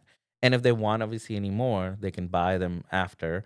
At the hourly rate, or they can, which again, my editing rate is very low. We only charge $75 an hour for editing, which is very low in my opinion for them to do revisions. Yeah, that's what I'm saying. Yeah, I pay good rates to my editors, so that's what I'm saying. This is very good. Anyway, but again, most clients don't do comeback, and actually, funny enough, I make so much money from post because here's the advantage of being a production company. I don't know if you've noticed this yet. You own all the data, right? So client obviously hired you, let's say for 10K project, 2 deliverables, you made the videos, you're done. And guess what happens? 6 months, 12 months later, they always come back. Hey, we want them captioned, or we want to make social cuts out of them, or we want to make a recut, or we want to update our logo. And now you can just bill them for the editing hours, 75 times whatever. And now that's extra thousands and thousands of dollars that you can keep making. And I've had clients come back years later, and they'll stick with me because guess what? We have their full archive. So if they want to make an encompassing video for the last 3 years, what they've been up to, no other company can do that because we have that archive. So we can pull from our archive. So which is why I'm so against selling, raw footage because most people can't work with, I find, log footage and stuff in the corporate world. That's why I always shoot in log. Yeah, and then that's what I'm like. This is 10-bit log footage. I mean, I shoot in log for the image, but I also shoot in log because. Well, no, I do mainly for the image, but like a side benefit is nobody's going to use this footage. Yeah, exactly. So like if you want somebody, you're going to have to. I've had clients literally, and this is funny, again, smaller clients go, please, can you not show it in log? And then I'm like, but then why are you? Because they want to use the footage. Right? And I'm like, but why are you then hiring me? There's so many other videographers. Just go hire them. Like, that's it's not going to, do you want it to look as good? Yeah, that's what I'm saying. The whole reason to hire us. And again, I personally am like, log and 10-bit gives you so much flexibility in post. Yeah. My colors can't do anything if I record already with 709 baked in. Anyway, but to me, what we record is also an asset that will come years and years. It'll pay off. Yeah, and it can't if obviously you just give it away, or also you don't store it or you lose it or whatever. So anyway, at least that's the strategies that I've been following. But anyway, I don't want to backtrack because I know you have that spicy story. But before that, would you say, because there's something you are doing that I'm not doing, you have a YouTube channel with a lot of following. And that builds credibility. Do you think that's helping business? Would you suggest other people do that? Oh, this 15K deal today is from YouTube. Look at that, man. It's somebody that they've been following my content. I don't know why, because they don't do video, but they've been like watching it. And then, this will actually be kind of cool to listen to. And he said I could share this. But someone literally, I met them, I sold them a lens. They were buying it for their kid. And then they were like, man, I've been wanting to do, and I whenever I sell something, I'm always like, hey, what do you do? What do you do? So I can close them. I'm just kidding. So I can just whatever. Maybe I could help them or not. But this one guy, because this is actually, and it's crazy because this is live. Like this is live. Let me see if I can find it. Maybe I'll find it at the end or something. Okay, if you find it. But the guy literally said, he was like, oh man, I've been looking to do this myself and blah, blah, blah. And I'm buying all this gear. I'm like researching what gear to buy because I'm like, videographers are expensive and I have this project in mind. I want to do all this stuff and I'm trying to learn it, whatever. Then, because I always send my YouTube channel when they're like, hey, can you send me your portfolio? I send them Instagram, website, YouTube. He's like, yeah, he sent me back the video and he said, I can't do this. Oh, It was a really? behind the scenes video. He's like, but this is exactly what I want to get done for my business. And after watching your video, I realized I need you. Exactly. I need you to do this.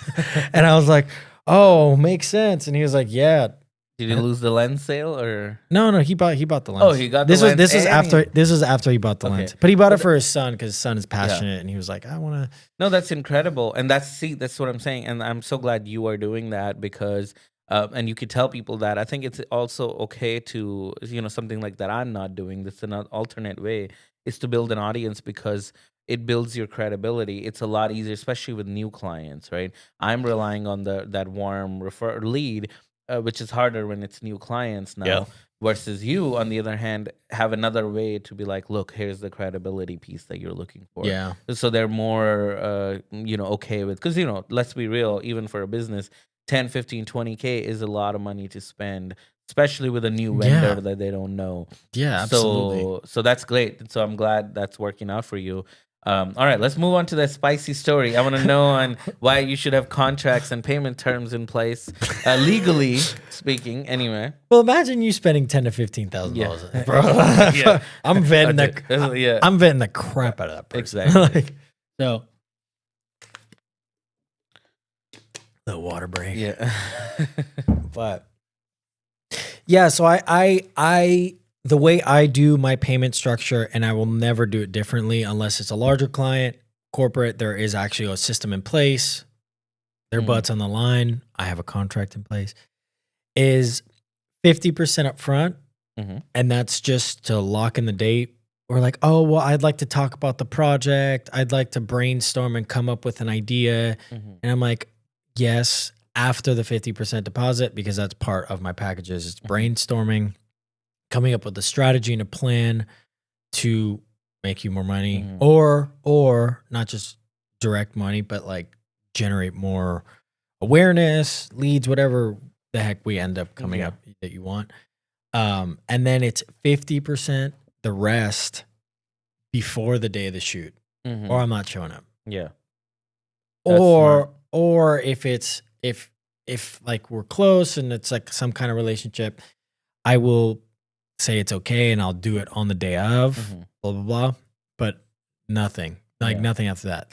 The first time I ever did not hold to that, my client didn't pay me the other part. So I thankfully I still held. How much is it? $4,500. Wow, that's a big amount. Yeah. So the whole project was $11K. Oh no, it was $8K. I probably. How much did I say? So they paid me the deposit because I'm not even going to put it on my calendar without a deposit. So they paid me $2,000. It was even less than 50%, which I've done that, but they paid me $2,000. We get all up until the shoot. I paid my person already. Like this was it was same day edits for a conference. Like it was a whole thing. I had to go to Tampa. Like I was bringing my wife to the hotel because thankfully in this business, like you go places, you go to nice hotels, you could bring your family. Yeah, of course. And then it's like a vacation for the family. Or at least it's vacation for my wife without me because I'm working. But so literally she's not answering calls a week before. And I'm like, oh my gosh. So it was 2 days before finally. And I'm calling her. I'm calling. At least they booked the hotel or you had to expense the hotel later? No. They were booked. I never expense. Yeah. Okay. That's good. I should. Now that I'm thinking about it for like flights and all that. I mean, that's stuff. Okay if they're doing it. I'm okay either way as long as it doesn't come out of pocket, obviously. Yeah, I don't know. No, they're at this point they're going to small claims. I don't care. I'll pay the cost of the hotel. But what was I gonna say? So this person didn't answer. I reached out to everyone. I started reaching out to her team because I'm like, no way. And she messaged me saying, don't reach out to my team. I'm like, then answer the phone. I'm like, you don't want me to reach out to your team, answer the phone. She calls me and crying, and it's like a whole thing, bro. Okay. I don't want to get too deep into it. Sure. But, I mean, yeah. Because she's kind of still. Dang it, we can't edit this. No. So yeah, don't say anything you don't want to say. But I mean, I get it. So she has some emotional issue. Her mom was in the hospital. Okay, it was it was a whole thing. Yeah, like it was a legit thing. Emergency. I get it. Yeah. But then legit things happen every time she didn't pay me. So. But so, and I actually cared about this client. Like, and I was like, and she's like, please, can we figure something out? So I'm like, you know what? I'll do this one time. Mm-hmm.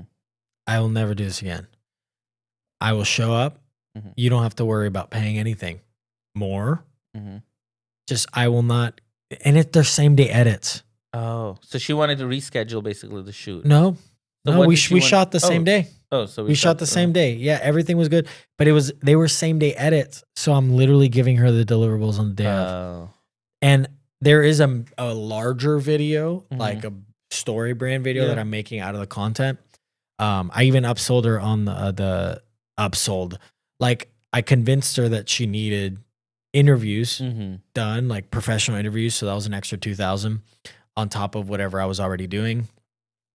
So it ended up becoming a big package, and she was paying it off after very slowly. Like, she would randomly give me $2,000, or she randomly gave me like $3,000. Okay, I'm like, oh, cool, awesome, bro. I never heard from her again. It's been like 8 months. Wow.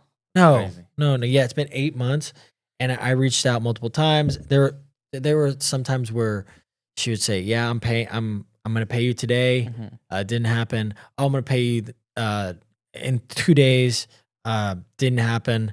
Oh, I'm going to pay you this. Like, that's happened like At least she's communicating now, because it sounds like she can ghost you on the phone too. Yeah, well, I have like connections to her whole network at this point.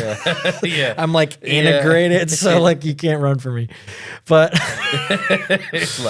but I don't have a lawyer, so I'm gonna now I do. But so this last conversation, before, she sent me a screenshot, and because she randomly sent me the money, it wasn't like I asked for it. She did it on a random day, so I don't know. There's probably a bunch of stuff happening. I don't know their situation, but she sent me a screenshot of her Zelle, like trying to Zelle me, and it said could not like send money, whatever.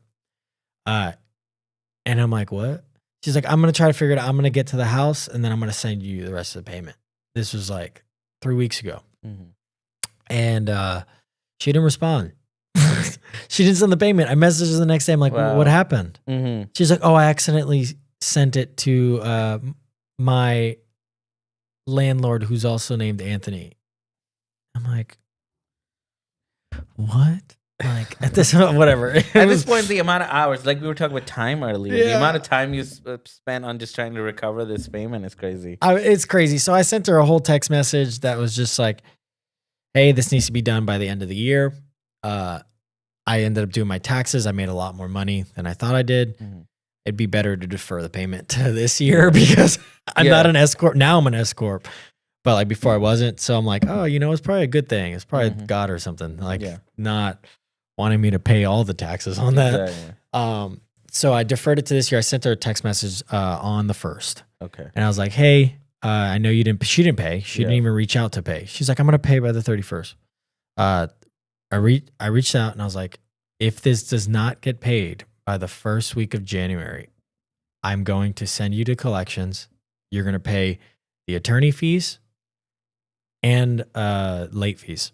I was like, I don't know. All right. So you're waiting on it. Let's see. Yeah. So that's crazy. But if I had a contract, it'd be a lot easier to win that case, honestly. Yeah. So I don't know how I'm going to win it. Yeah. But if I pay enough money. Yeah, I mean, that's how it works, right? It's the person with the bigger stick wins. Yeah. But that's exactly what I'm talking about. It's the power of contracts. I would work.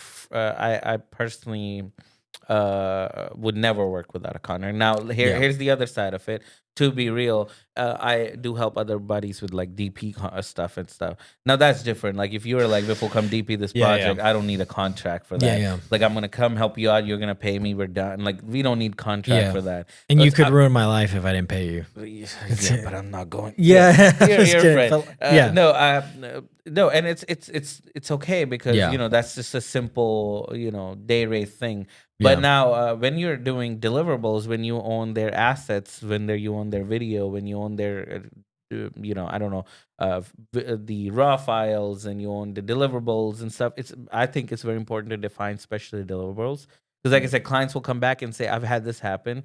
So I did like a live stream a year ago, whatever, where I offered them, to live stream the event and then give them a copy of the video. That was the simple deal. But then I was like, hey, here on the top of that, we can make you an incredible recap. And we make great recap videos. And the good thing is when we were already out there, it's not that much for me to make a recap video. So I'm like, hey, we're going to be already out editing there. Costs, yeah, basically. exactly. Right. And maybe getting a few extra shots that normally we wouldn't get. But again, no extra human costs, Yeah. So anyway, I was like, hey, let me make this recap video. And it's going to be very useful because you're going to remember this event forever. Yeah. Right. And then they wanted a teleprompter. Both things they said no. They said because you need a teleprompter operator. It's a live event. You can't just have one of those other teleprompters. Anyway, so I said, okay. And then they rejected the teleprompter because they didn't like the person cost. Again, the equipment cost was fine. And I was like, okay, well, that's fine. Then they said, we'll get our own teleprompter. And then the other thing they said was, we don't want the recap video because we don't want to take this cost. All done. Guess what went without a hiccup? The live stream. Perfectly fine. They loved it. Guess what didn't work? The teleprompter they bought on Amazon. Anyway, so they had to the whole thing was a disaster because they had to now read off paper or iPads, whatever. Done. The event is done. The response is incredible. After the event, they emailed me. They're like, this was the incredible live stream. Our audience loved it, blah, blah, blah. Yeah. When are we getting the recap video? I'm like, hey, you guys didn't pick recap video. They said, we're sure we did. Here's a copy of the agreement. It helps a lot. I said, I wanted to really make it. I was excited about it, genuinely. I'm like, but you didn't pick it. Here's the contract. Here's the option that you didn't check. And you didn't pay me for the cost. Yeah. You know what I mean? What ended up happening? Nothing. That's it. There's okay. Because there's nothing to argument. That's what they did. Same thing when I was talking about payment terms that happened. I was like, look, here's your contract. You're not supposed to pay me whenever you want to. You're supposed to pay me when you sign.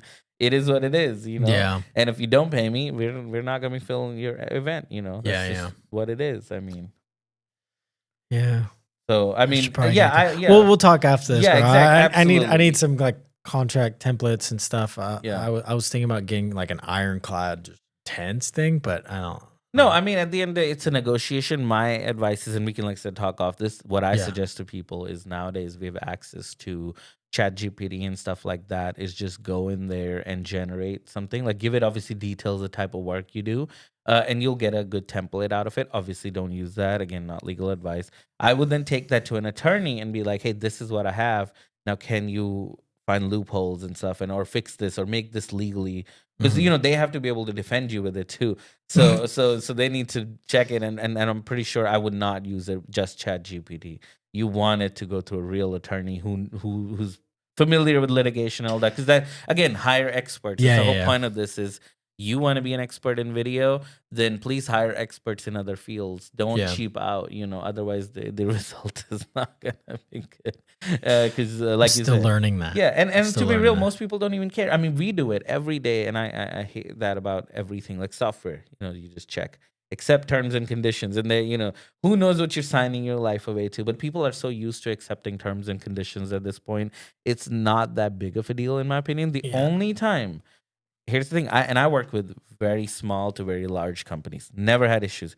The only time contract issue ever even comes is government. I work with a lot of state-owned universities, state governments, and they will always have a state attorney and who'll go in. And the biggest thing that they remove or want to negotiate on is liability. They're like, we're a government of the United States or Florida. We cannot be held liable for anything or something. And at that point, I'm just like, I'm going to because usually those are bigger contracts. I'm going to let the lawyers handle it. It's beyond me. I'm like, okay, here's this. At that point somewhere, But there's an advantage now, at least for some of the universities I worked with. We have a vetted already contract. We're a vendor. It's a given. It speeds up the process so much because I use that contract that has been edited and filtered out for them. It makes it a lot faster because now I already have one. I'm like, and I know the attorneys agreed on it. So, but I'm saying that's the only time I'm willing to like, because again, it's the government. They're gonna pay their bills. Yeah. So I'm not as worried about it, you know. What are you gonna do? Send them to collection? Yeah. It's like good luck. I'm just sending a government entity to the collections. Yeah, but I've never had that. Now they're slow, but that's the only time I'll do net 30, net 60, whatever. I'm okay with that because again, I don't know about other people. I trust governments to pay. I've never had that default, so I'm not worried about it. But yeah, any private company signing the agreement, it is what it is. It has late fees. I've never had to charge late fees. But again, because I don't even show up until they sign it. Yeah. And then the other thing is kill fees. To me, that's very important. A lot of people don't think about it. I had that happen with a buddy, which it was a buddy, so it wasn't a big deal. That was part of this client's. Oh, really? It was a cancellation. Yeah. So they canceled on the day before to fly out. Yeah, that's not acceptable because you've blocked that day out. And my thing is, obviously, things change. I want to be reasonable. Yeah. But at some point, it's like it's too late. And you got to have kill fees. So but again, I find most people when they have kill fees in the contract, they don't want to cancel. The thing I had same thing. I was helping a buddy on a shoot, like I was gonna be a gaffer or whatever, and I prepped the whole day before. Like I've already done the work, you know. I loaded, I showed up, and I'm literally pulling into the venue. Like here's me turning into this to where we're filming, and he's leaving, and I see him. I'm like, what's happening? Like he's waving at me, and he's like, dude. The person's not okay with us filming in there. It was like a documentary type of thing. I'm like, what? The team, whoever scheduled this, didn't vet them, which is fine. He was obviously very disappointed. But at that point, I'm like, well, I'm here.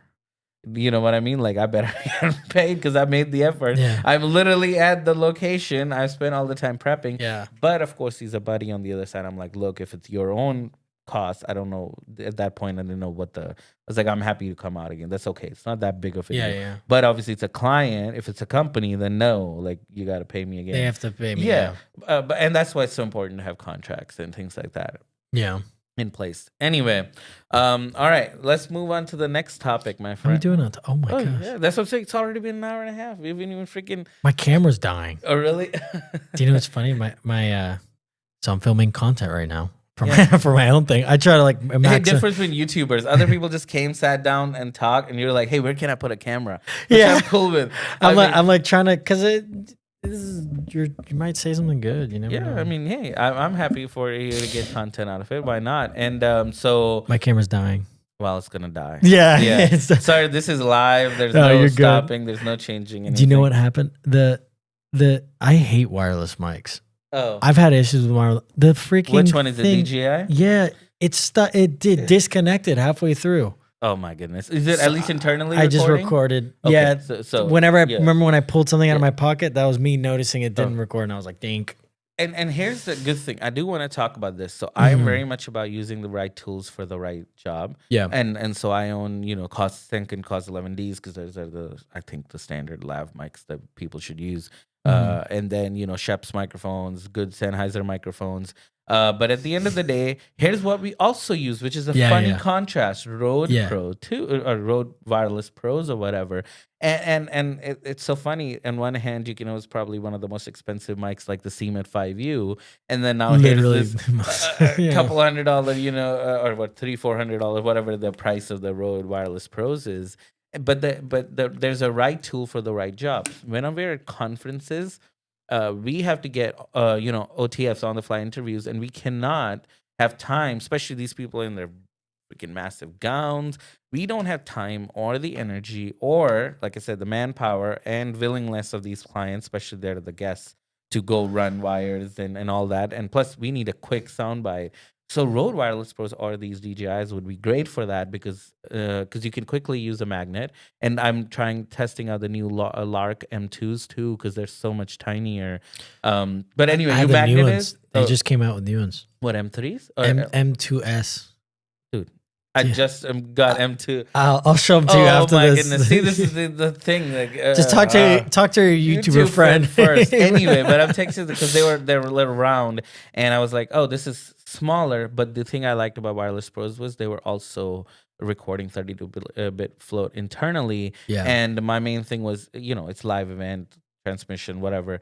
So anyway, it's not that the quality is the same. It's just it's the right tool for the right job. So I don't think they're actually pretty good. Yeah, and I mean surprisingly good. Obviously, I wouldn't compare it to like a COS 11D with a Electro or some D80 or whatever, some kind of transmitter system. But I do think for what it is, it's incredible. And for a job like conferences, I think it is incredibly powerful tool. Do you have any equipment like that? You would say it's considered lower budget, but in a professional world, it can actually be useful. Because that Justin over, he's making a full living from just an Osmo Pocket 3. Like his entire, he's making six figures. Justin Mark?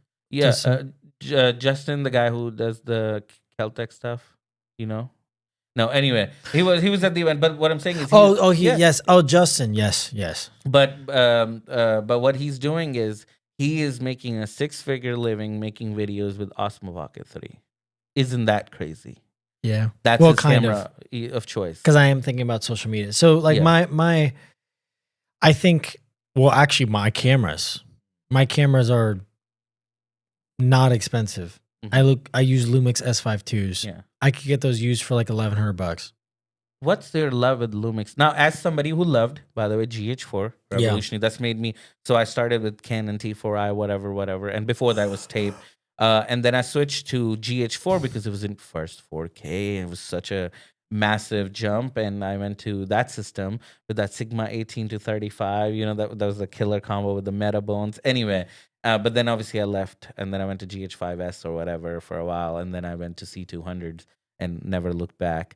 But you're still using obviously Lumix cameras, different than what I was using. What's your love with Lumix cameras and why? I mean, I'm a new Lumix shooter, probably like a year and a half, maybe not 2 years yet. It'll be 2 years, I think, in April. But the image is great. The autofocus is pretty good. I mean, it didn't miss until it died.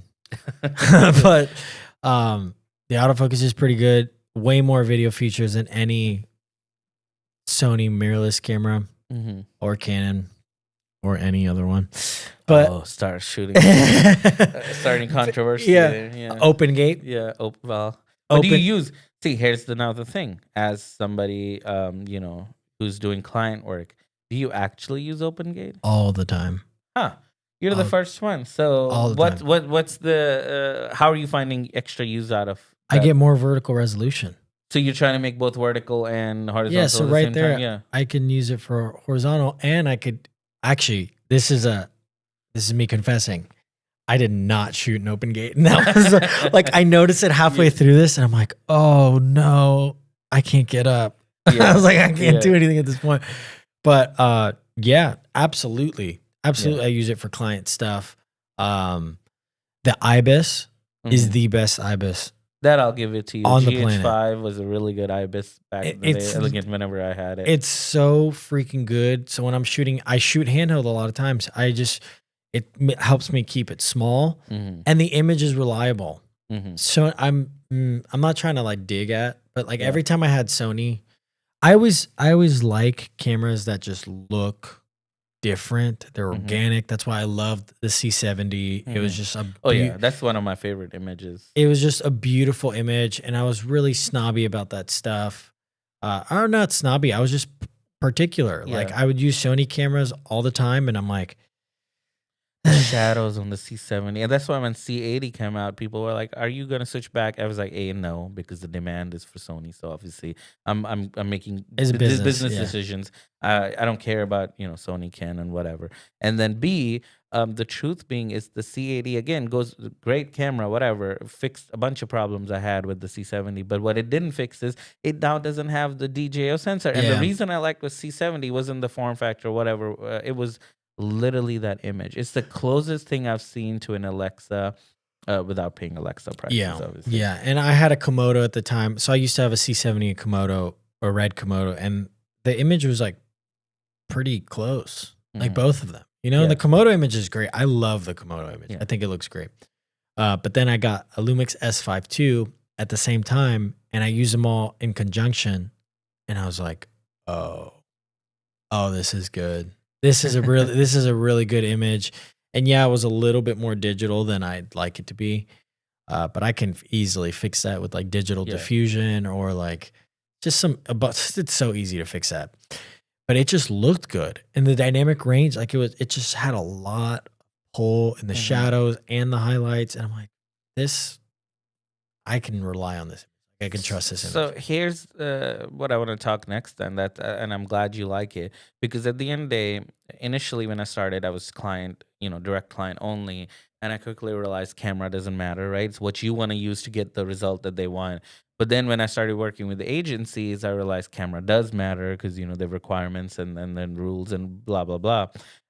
Coming back to you, have you seen any camera perception issue? Because let's be real, client may not know Lumix from Sony, from whatever, but guess what they do know? Size, right? So obviously these are tiny mirrorless cameras. Yeah. So do you like to build it out? I'm saying, is it necessary? Have you find at least your clients, especially the ones that are paying 8, 10, 12, 15, 30K, do they care or do they not care? So a lot of I do 3 months worth of content in one day, which is like I shoot for one day and I make anywhere from like $9,000 to $15,000, and which is like nuts. And then the back end's editing costs, and on the front end it's pre-production, a lot of pre-production. Yeah.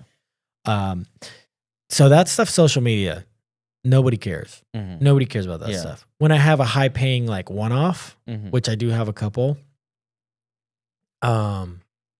they care.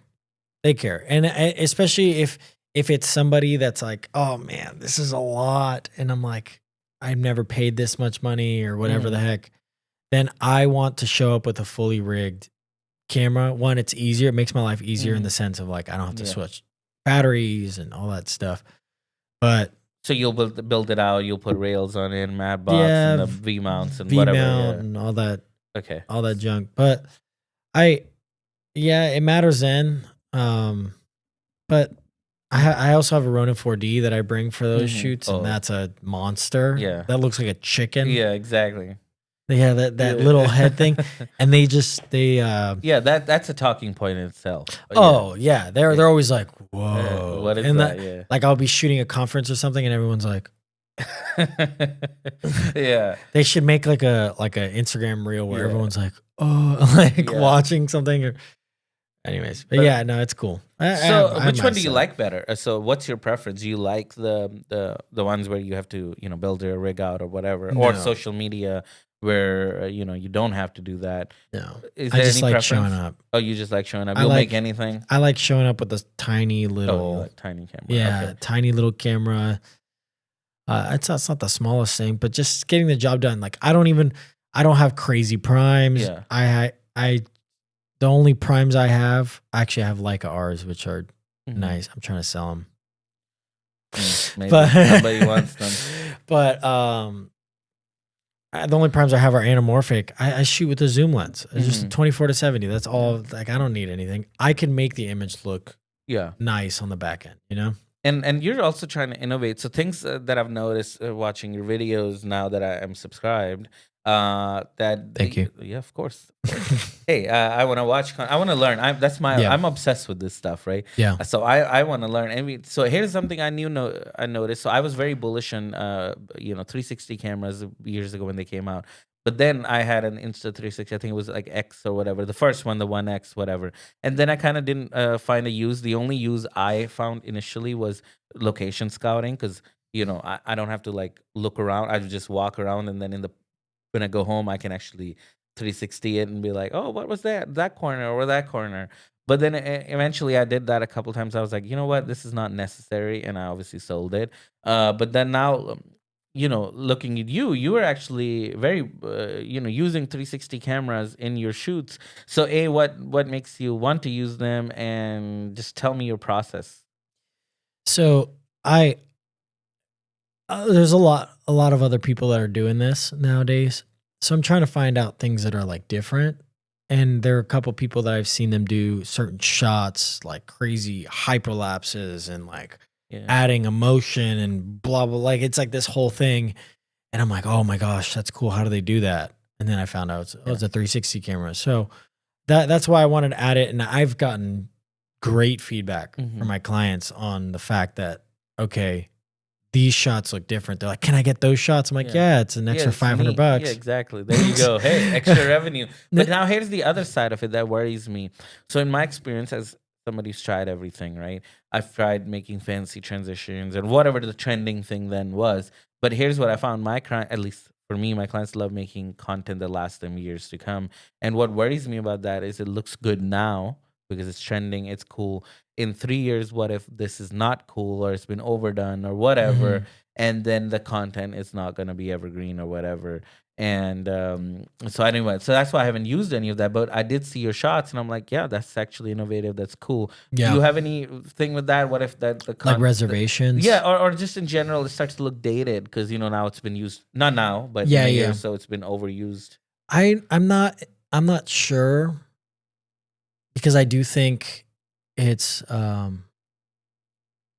fairly timeless. Obviously, if you do it a little too intense, it'll be too much. But like they use hyperlapses back then, they just didn't look that good.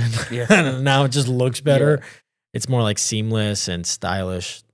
Plus, I like that you can do it with this tiny camera and a stick. Yeah, you just get a stick, and I also use it for like drone stuff. If I can't fly a drone, I'll just and just like pretend it's a drone. So neat. But no, I'm not too concerned. Is it too unwieldy when you're at that height? No, it's just a stick. I gotta come test that out. It's just a stick. Yeah, you just come to my house. I was like, yeah, it was like, hey, the only other guy I've met. So I am usually the guy who's all the gear. You are, I think, the second guy who would be like, if I don't have anything, I know who the guy who does. Oh my God. But yeah, I mean, it's pretty simple to use. It's just a little time consuming. So like on like one of my YouTube videos, I'm just like walking around, and it was literally a 4-minute clip where I'm taking slow steps around the thing. And sometimes I usually just send my assistant. Like when we were actually shooting during the event, I was like, oh, hey, camera one, you could lock off, get it on wide, manual focus, set the focus. Can you grab the Insta360, the stick, and just do a really slow walk, make sure the bulb is towards the center of the stage. And then, then I got the shot, so I don't even film it, but it's cool. I do think it'll be timeless in the sense of the way you do it. If it's too much and weird and tacky, then there's a lot of marketing that has that stuff right now. But no, it is very popular, and like I said, I liked it watching your video. And I don't do it for every client. Yeah, I definitely. So that is definitely an add-on. Yeah, right? Well, yes, but not every client that style fits clients. It fits speakers really well. It fits events. It fits events perfectly. That doesn't need to be evergreen either because it's events. So you are more, and again, you don't have to tell us anything you know about a product that's not released yet, but I want to know more. What do you see where the industry goes? What type of products are going to come out to help us? What do you see happening this year in 2025? Just with anything? Yeah, like just in general. Yeah. So I think the industry as a whole is getting more compact. Everything, lights, cameras, lenses, like the different iterations of lenses are slightly sharper but smaller. Like everything's just smaller, more compact. So I do think the industry is moving more towards content creation or like focusing, like bigger companies are focusing on content creation. Obviously there's the cinema aspect, but even the cinema aspect, like lights are getting smaller, and brighter flags are getting more collapsible, quicker. I think speed, all this stuff, because there's not huge, I'd still see a necessity for larger crews, but also people are doing it on their own and smaller crews. So I think companies are realizing that, and they're seeing that at the end of the day, it's money. Like these companies are trying to make more money. So people is the highest cost. So so these content creators or these 1-man bands or 3-man bands, whatever, they're trying to sell to them. So I do see that being a thing. Obviously, I think the best camera out there that's going to come out is it's not the client. I would have answered Yeah. it. But I think the best camera, I hope that DJI comes out with a 4D mini. Yeah, I don't know why they couldn't, and it would be successful. Well, they're having currently issues just bringing their products into the country. The drone Yeah, part, the drone. drones. Yeah, but they could easily make you know, like you said, a 4D without just the gimbal part. I think that would sell like, Or even a tiny one. Just make a Yeah. smaller 4D. yeah, that That's would be 4K. also really good. Yeah, And just has like a crispy image. Like, and I'm pretty sure. Again, I don't want to. I'm pretty sure they buy their sensors from Sony, so they could easily source the FX3 or the FX6 sensor and put that into into a mini 4D or whatever. I think it would sell. Like I said, I was at first like, yes, it's a one-trick pony, but after having seen you use it, I was like, you know what? I see it a purpose, but it would need to have an A and B to complement it. It would make a good C camera as long as we can get one without the gimbals. And I think they just need to, and maybe they are. I mean, we don't know. Obviously, it does make sense because everyone liked those cameras. They're the Apple. They're the Apple of the camera industry. I'm telling you. So after using that camera, the menu system, the integration, how everything just works, there's the best. Even the LiDAR autofocus they came out with. The LiDAR is cool. Man. They need to get things better. They need to they need to get it together. I mean, at least they are somewhat. I see starting to show up on main sets. Like I said, I'm very bullish on like Teradek, for example. Very rarely do I've been on bigger sets where they wouldn't be using Teradek. But here's what I found: I've actually started to see some DJI transmission and stuff on bigger sets, and that was crazy to me to see that a company can come in and start to like cut some market share. And DJI has been able to do that. Oh, 100%. I was on a larger live production shoot, and it was A-list celebrities. Like, it was a whole thing. It was a very large live production. Like, and the director of like the one, whatever, calling shots and all that. And he was a video director. So he was helping with the engineering and whatnot. He said, after this show, I will never use Teradek again. We need DJIs next year. Look at that. Because it was so reliable. We rented the 12G, expensive Teradeks. Yeah. And we used them alongside each other, and they're like, this was seamless. Wow. This was so good. We never had a dropout. We didn't even have to put it super high, and it didn't drop out. Just the signal's so strong. There is a little bit more latency. But I need to do some more tests because my experience is with Teradek, though, I have tried all the other systems and has been that I'm very bullish, that's what I'm saying, on Teradek because personally, I have never had issues with Teradek. And what I do like about Teradek is, because I still use them on my live streams, is it's either there or it's not there. I don't want the compression because at least, and again, I'm not saying DJI does that because I haven't personally tested it. But a lot of wireless systems will compress the image and still try to keep transmitting. And I don't want that. I'd rather just switch to a different camera and I need to know if it's good or it's not there. I don't want half compression. But again, if you're using it not for live, then I guess that the way is better. Either way, I found Teradeks to be very reliable and also very good for what I'm trying to use them for. I did switch over for a regular, which I was showing you earlier, to this new Hollyland Pyro 7 system, and only because on my director's camera we can switch a button and they can go and see A/B, and that's what these business clients want to do. But I don't think I have done that for live or am interested in yet. But who knows? This makes me want to so try the DJI system and test. If you need out. latency, I would stick to Teradek. Still, you think yeah. Because live, that's what I'm saying. That's what's important. That and then that image quality doesn't drop because I don't want people on live to see compression artifacts or whatever. Yeah, well, I haven't had too much compression. Well, I'm pretty sure Teradek has a patent on uncompressed, no latency. So like nobody else can really even. Yeah, exactly. It's like that stupid. These patent things, man. The whole Zaxcom thing. You know about that? Let me not get started. Which is why I think Nikon bought Red just for the patent. Well, that patent was stupid. Yeah, so it's the same thing with Zaxcom. So in the sound industry, if you've noticed, so in a lot of the equipment will come out like you can record and transmit everywhere but the U.S.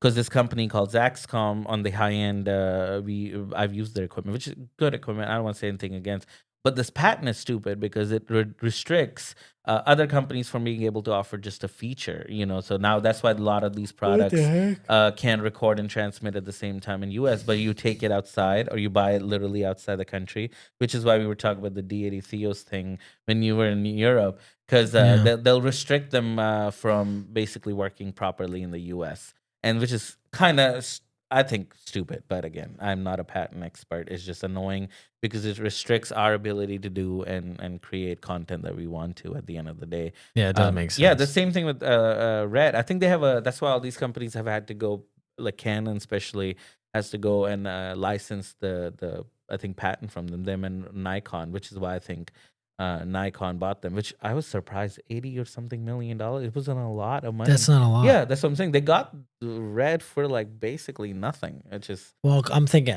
we don't know their books. Yeah, we don't know. We don't know how much money they were actually making. But Yeah. Nikon doesn't care. Yeah, no, Nikon that's didn't buy. nothing. But Nikon didn't buy them to. I'm pretty sure it was for patents because there's no way. It's like not even a drop in a bucket for Nikon. Yeah. What's also crazy though is I don't know if you've noticed that, at least for me as somebody who's owned Monstros and Helium in the past. And V-Raptors too. I owned 2 V-Raptors for a little while. The thing is, I found that the demand is just gone. I mean, outside of music videos, I'm still seeing them used on music videos, but it immediately, or not immediately, but at least the last couple of years, I'm seeing less and less productions demand Reds. I mean, I'm camera agnostic. I'll use it if that's the demand is there, which is why I was so lucky. I'm glad I sold my V-Raptors because it was like, nobody cares. Either they're like, we don't care, or we want FX6s, FX9, FX3s, that level of camera, or we want Alexa Mini and Mini LFs. I was not even getting single request where somebody wanted Red, which used to be a thing in the past. Have you noticed that? Like less and less people are using Reds in their production, especially, like companies? Yeah. I mean, I think we're in completely different industries, but yeah, I think it's starting to not really matter. I had one inquiry where they were like, do you use Red? And I was like, how do you even know what that is? Wow. As a business owner? Yeah. I'm like, how do you even know what that is? It's like, oh, well, we could probably rent you one. And I ended up not landing the job, but like, yeah. So I don't think it matters. I do think our industry is leaning more towards content creation. You're going to see it. More businesses are starting to realize, oh, evergreen content or just UGC content, all that stuff is like starting to make more sense in this social media age. And I think we're going to start seeing that, especially with like AI and all of that. Yeah, with all these cell phones and Osmo Pocket 3s, like making it easier to make that content. And that's why I don't, at least for me, I don't see myself fitting in there. I know a lot of people, like I was talking about, I've had people on podcasts who are making a living just making social media content. And you've had huge success too offering it. Obviously, I try to stay in where, we're offering like real world solutions and telling those stories. I see myself being doing more where I see going mini documentaries, docs, corporate docs and stuff like that. But you're right, social media is huge, and obviously it's only going to grow, and it's going to even need more attention because as soon as more people do it, more noise, more you have to be even more innovative to stand out in the noise, right? Yeah, well, I do think that documentary thing, that's never going to go away. Yeah, social media content might. I don't know if you've seen like Google AI just making UGC content. Yeah. Like out of nothing. Sora from, I think, OpenAI too. Bro, literally making, based off of marketing research, content for a specific brand. But I think the one thing that we're not going to lose and we can't lose is like personal touch. But then you could say, hey, look, here's a video of me. Can you make videos of me talking about my company? So I do think there's going to be a play on ego thing, and that's how we can in the future. So mini docs are cool. Like that, and that's what good. I was talking with Adam. I've had like it went from nothing. No company wanted to do long form to one. Then last year I did 3 or 4. So I think companies are starting to recognize that it's all about the storytelling, right? And sometimes long form is the right format to tell that longer piece of story. And I love obviously producing them because that's a documentary style. You get to be more of a filmmaker, get to take, have time and space to be able to tell that story. Obviously, it's almost time to wrap up. Before we do that, Anthony, I do want to ask you. So for 2025, tell me your ideal package that you would love to sell. If you had a hypothetical, like your client, what would your dream package be? Like, hey, this price point, this many the deliverables, whatever. What are you trying? What would be ideal for you? Honestly, it doesn't have to be crazy. I would love to. So I have like a 12K package that's 3 months worth of content from the one day. I don't do anything besides help script, shoot them, edit them, and I deliver, I think, 40 pieces. And 40 vertical social media content pieces. That's actually pretty good. For 12K, 40 pieces? Yeah, well, that's the whole point. Yeah. And you're doing what, 3-day shoot, you said? 1 day. 1 day. Oh, that's even better for ROI. Yeah. Are you bringing any assistant? So it's you and an assistant maybe? It's me. I'll bring some people. So like if I need it, I might start hiring a producer, just somebody that can like keep us on track. Are you scripting these or you're going off the cuff? Chat, GPT. Oh, look at that, man. Look at that. So, no, that I have a whole template where I ask the client a bunch of questions about their ideal. Mm-hmm. Yeah, exactly. And then I take their answers, and this was given to me. Mm-hmm. I take their answers and I put it into ChatGPT. I say, hey, make 50 different content ideas. I go through the content ideas. I'm like, oh, this is good. This is not good. This is good. Look at that. And then I give it to the client, say, hey, can you pick 30 that you love? And then pick 10 that you are meh. And then half of our day is filming that. Mm-hmm. I try and not have them read off a teleprompter. And then, which I might have to start doing. But the second half of the day, or at least 2 to 3 hours, is B-roll. Mm-hmm. B-roll, maybe we make some funny content. It all depends with every single client. So nothing's the same. Yeah. Nothing's, I don't wish it was the same, actually. I was going to say I wish. But yeah, I mean, if I could, I did my numbers, and if I have 12 clients, I can make $500,000. That's pretty good. Yeah. So if I have 12 clients, because you're going 12 times 4, right? Because 3 months of content, they're going to come back to you 4 times. 48 times 12, $500,000 is a very good size production company. And then the thing I like about this package that you're building, costs are low. Because unlike typical production, a 12K production would only net you 2, 3, 4K at most profit. Yeah. But it's here now you can pull in huge amount of profit, right? Yeah. What are you thinking? You're trying for what, 7, 8, 9, maybe even more? My profit margins on this will probably be, let me do like some rough numbers. Editing costs would probably be not that much. Yeah, social media content. Yeah. So probably, I'm probably looking at 10,000 profit on that. Look at that! Look at that! That's a very good profit. Yeah. So you're telling me it's a lot of work. Yeah, on the front. I don't want to take that away because yeah. social media content is not easy. So yeah, and plus 40 deliverables is a lot. But let's also look at the bright side. 12K, 10K profit, 1 day shoot. Oh, that's why I'm doing it. This is incredible. That's why I'm doing it. But now I want you to think on the client side, they only have to put up 1 day of their time because these people are busy. Yeah. And they get 3 months of content. They're getting 40 deliverables for 12K, which are very well done because there's a professional doing it. So I think there's a win-win situation. Oh, it's a win-win. It's very smart that you're doing that. Man, it's so great to learn. I can't believe 2 hours is over. I would love to keep talking. And that's why I love this format. The good thing is if this goes great, nothing stops us from continuing this conversation in season 2s and 3s. And if I even do this. Remember, there's no ROI here. I'm not trying to get anything out of it. But I just want to have these great conversations. I know I learned a lot. So thank you again for taking your time out. Before we go, anything else you want to add, say, do? No, well, I was gonna make a joke that I decided not to. But why was it not PG? It was political. Oh yeah, let's stay out of. I mean, we can I'm just kidding. Controversies with more camera. I'm kidding. All right. Do you want to tell people where to follow you? Instagram, YouTube, probably for you.